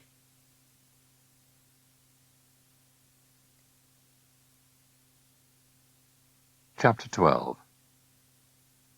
Starting Time. Inspector Palmer bounced up the steps 2 at a time and rang the doorbell. Mr Beasley let him into the hall. Alison, he called, it's Sergeant Palmer come to... He stopped, peering at the 2 silver stars on the shoulder of the policeman's uniform. I do apologize. Inspector Palmer? Congratulations. Thank you. Inspector Palmer smiled modestly. One of the rewards of going for your promotion board 3 days after you've solved a major crime wave. He turned to Mrs Hewitt as she emerged from the front room. I'm not interrupting anything, am I? Not at all. Mrs Hewitt shook hands. We were just putting some of the details of John's business onto the computer. We needed a break. My new financial director. Saved me a fortune already. Mr Beasley spoke proudly and put an arm round Mrs Hewitt's waist. What can we do for you, Inspector? It's actually Bernard I've come to see. Inspector Palmer took an envelope from his jacket pocket. The bank want to invite him to a little ceremony next weekend, so the manager can say his thank you and present the reward money. The bank had offered a £5,000 reward for information leading to the return of the stolen money, and Bernard, as the person who'd found the suitcase in the car, had already been told it would be his. He's next door with Karen, said Mrs Hewitt. I'll go and get him. She gave Mr Beasley a quick kiss and disappeared out the door. He's all right, I hope. Inspector Palmer put his envelope on the hall table. Only I heard that when you got to the hospital that Sunday, his aunt had unfortunately passed away. Must have been rather upsetting." "Yes, it was," Mr Beasley agreed. "For all of us, but especially Bernard. They were very close, you see. It's not been easy for him, but he's back at school on Monday, and we're hoping that'll help take his mind off things." "Yes." Inspector Palmer hesitated a moment before speaking again. "I also heard that he had a rather strange experience while he was at the hospital." "You mean seeing and talking to his aunt after she—" "Yes, well, that was certainly strange, all right." Mr Beasley shook his head, though the staff nurse said it wasn't as uncommon as people think. She'd come across several cases, believe it or not. I suppose if you're a nurse, you get to see these things more than— He stopped. Bernard had appeared at the front door. "Good to see you, Bernard." Inspector Palmer held out a hand. "I've come to say thank you again for what you did. And to give you this." He picked up the envelope and passed it across. "Thanks," said Bernard. "And I thought you might like to know your Mrs Donaldson goes to trial at the end of April, so I don't think she'll be bothering you for a few years after that." He turned to Mr Beasley. "Though she's never told us how she did it." "She won't talk to you?" "Oh, she talks all the time, but all she'll give us is some story about a magic pocket watch she says belonged to Bernard's aunt." "Magic?" Mr Beasley laughed. "Well, Aunt B had a pocket watch all right, but the first I've heard of it being magic." "She gave it to Bernard." "Oh, did she now?" Inspector Palmer's mouth was smiling, but his eyes looked carefully at Bernard's face. "Sounds interesting. Could I see it?" Bernard took the watch from his pocket. "It stopped when she died," he said as he passed it across. "It hasn't gone since." "Like the grandfather clock, eh?" Inspector Palmer looked carefully at the watch. The hands pointed to exactly 1 minute to 12. He reached a thumb to the button at the top and pressed down. "Well, doesn't seem to do anything for me." He pressed the button a couple more times and passed the watch back to Bernard. "Thank you for letting me see it." He pointed to the envelope. "I've put my address and phone number in there, so if there's anything I can do—" He was looking closely at Bernard again. "You know, if you lose a bicycle, or you find an animal that needs looking after, or you know of someone who's being bullied, you let me know." "Yes, I will," said Bernard. He returned Inspector Palmer's gaze without blinking. "Thank you." In the back pocket of his trousers, Inspector Palmer had 4 handwritten notes, and it had been his intention when he first came to show them to Bernard and ask if he could offer any sort of an explanation. But now he changed his mind. There were several reasons for this. In the first place, he had the feeling that Bernard had been through a good deal in the last few weeks and deserved a little time to recover. He was also not sure that if he did produce the notes, they would necessarily have any effect. The boy in front of him had a self-possessed, solid look about him, and Inspector Palmer suspected he was quite capable of simply denying that he'd written the notes in the first place. And the truth was that the policeman could not only not prove anything, but he wasn't sure what it was he wanted to prove. The idea he half had was so ridiculous that trying to prove it might well make him a laughingstock. As a newly promoted inspector, he had no wish to damage his reputation. If a crime had been committed, he might have been tempted to act. But since the reverse was true, and Bernard had actually helped solve one, Inspector Palmer decided the best thing would be to say nothing. A part of him would have liked to know the truth, simply to satisfy his curiosity, but good policemen learn very early in their careers to control their curiosity. Instead, He simply handed Bernard back the watch. "Pity it stopped like that," he said. "It'd be rather useful if it was going, wouldn't it?" "Yes," Bernard agreed sadly. "Yes, it would." The fact that the watch wasn't going was something that Bernard and Karen both found deeply frustrating. They'd made various attempts to wind it up. There was a tiny hole in the base of the watch, which was the only place that a key might fit, and the children had poked pins, wire, and even a compass needle down it, but to no avail. Mrs Hewitt had suggested they take the watch to a repair shop, and Bernard's father said there was a man who restored antique clocks and watches near the wagon depot, but Bernard declined the offer. If someone did succeed in winding up the watch, he thought, like Mrs Donaldson, they would almost certainly want to keep it for themselves. Then he'd be worse off than ever. For the moment, presuming that Aunt Bee had made a mistake and that the key was still somewhere in her house, the children had pinned their hopes on a careful search bringing it to light. In her will, she'd left the property to Bernard's father to look after until Bernard was 21, so they had a free run of the place during the Easter holidays. But the search had proved in vain. In the mass of furniture, trunks, desks, and papers, they'd found some highly revealing insights into Aunt Bee's earlier life, including a fighter pilot's logbook from 1944, 7 separate degrees from Oxford University, and a journal entitled My Time in Tibet. But no key. At least, none the right size. They'd found dozens of keys of a great variety of types and shapes, but nothing that would fit the small hexagonal hole at the bottom of the watch. The more he thought about it, the more Bernard was convinced that he was missing something obvious. It was a feeling that grew with each passing day, and he was still brooding over the problem on Monday morning when Karen met him at the pavement, and they set off to school together for the start of the new term. Karen was thinking about the same problem, but, unlike Bernard, she didn't brood in silence. She talked about it. She talked a lot these days. In fact, Mrs Hewitt said the real problem was getting her to stop. It was as if she was trying to catch up on the words she'd missed saying when she was younger.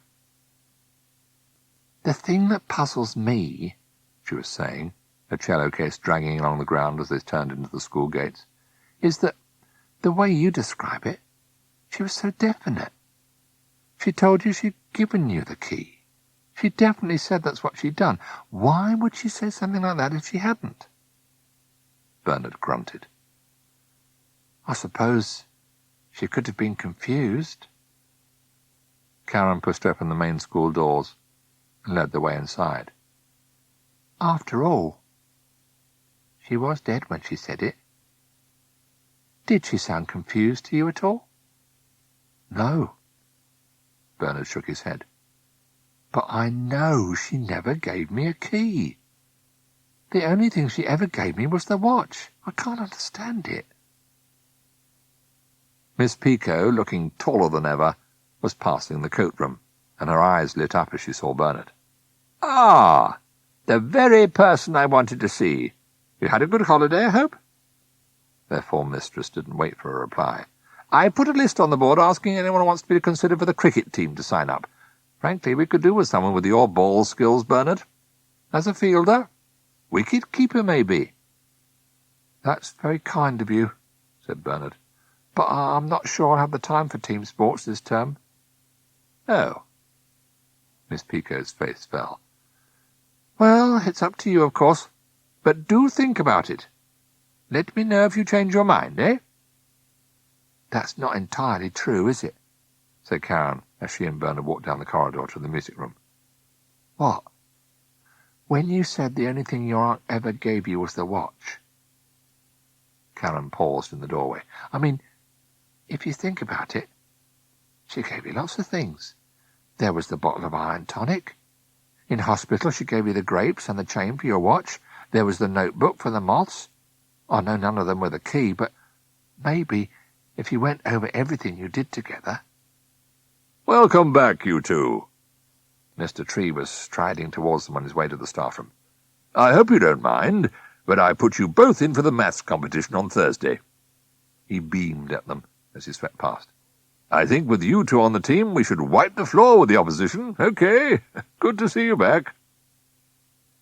Karen watched as he disappeared down the corridor. That could be a bit tricky. She went into the music room and propped her cello in the corner by the piano. I mean, if you can't use the watch, you're not going to be able to... She stopped.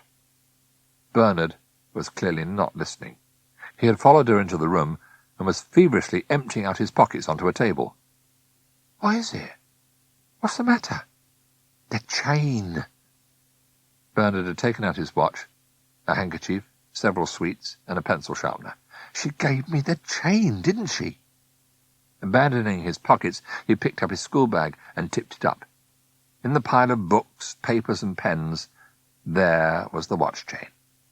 And as he held it up, a slow smile spread across his face. You see? Karen did indeed see. At one end of the chain was the clip that joined it to the ring at the top of the watch. But at the other were the two slender gold rods, hinged in the middle, which went through a buttonhole. When Bernard opened them, 3 of the arms of the cross that they made ended in little nodules like the head of a pin. But the fourth was a slender hexagonal rod. It is, isn't it? Breathed Karen. It has to be. Bernard picked up the watch from the table and slowly moved the rod towards its base.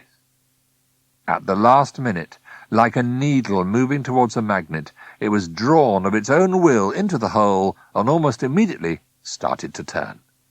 Without Bernard touching it, the key spun round and round, 30, 40, 50 turns, and it was still spinning faster and faster, 60, 70, 80, until finally it spun more slowly and gently and stopped. The key fell back into Bernard's palm. When he turned the watch over to look at the face, neither of them was surprised to see the hands were pointing to 10 to 9. Exactly the time on the wall clock above the piano. "Try it," said Karen. "Try it and see if it—" Bernard pressed the button, and the world stopped.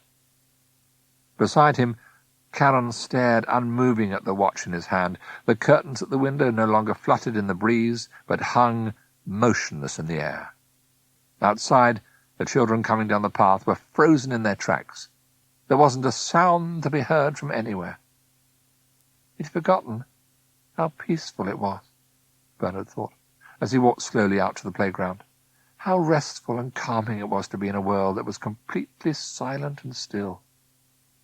Above him, the leaves on the trees were motionless, their branches bent in an invisible wind. Over by the fence, Mr. Wickerstaff was pointing at a piece of paper falling to the ground, telling some child to pick it up. And over by the climbing frame, there were sparrows, caught in mid-flight, just as they had been the day his aunt first gave him the watch.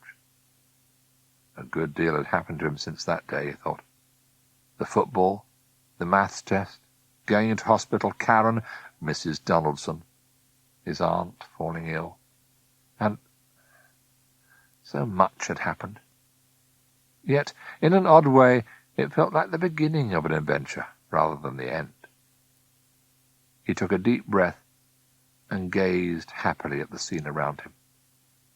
There were so many things he was going to do now that he had the watch back. So many exciting things. When he turned to go back into school, he passed Mr. Tree, frozen in mid-sentence in the main school corridor, talking to Miss Pico by the notice boards. On an impulse, Bernard borrowed a pencil from the headmaster's jacket pocket and added his name to the list of people who wanted to play cricket that term.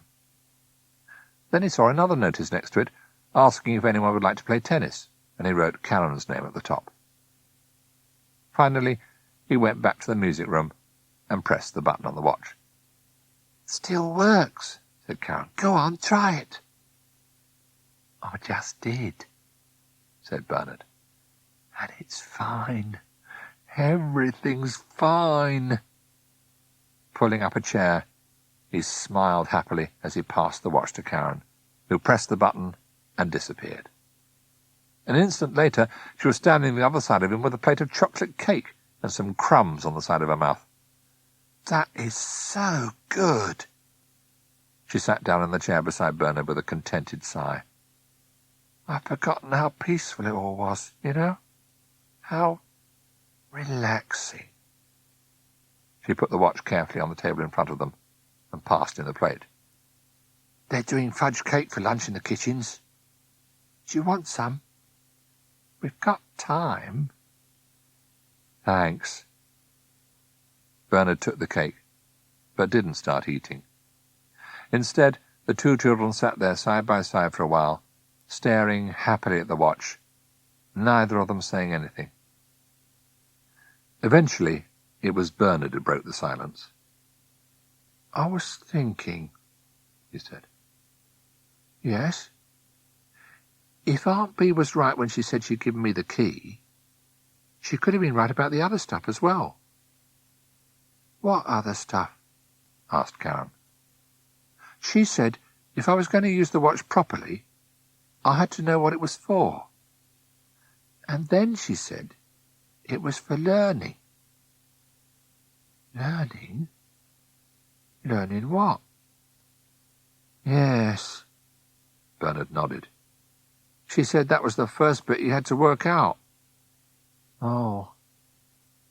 Karen thought for a moment. Any idea what she meant? Bernard shook his head. Not really. But he was going to find out, he thought.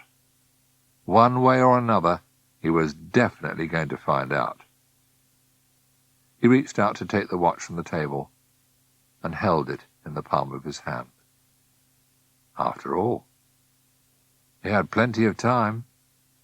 All the time in the world.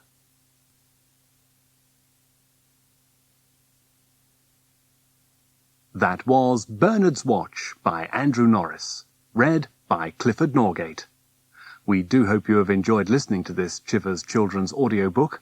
For details of other children's recordings, please contact us and we'll be delighted to send you a catalogue listing all our titles, as well as information about our most recent releases. Our telephone number and address can be found on the box cover or catalogue.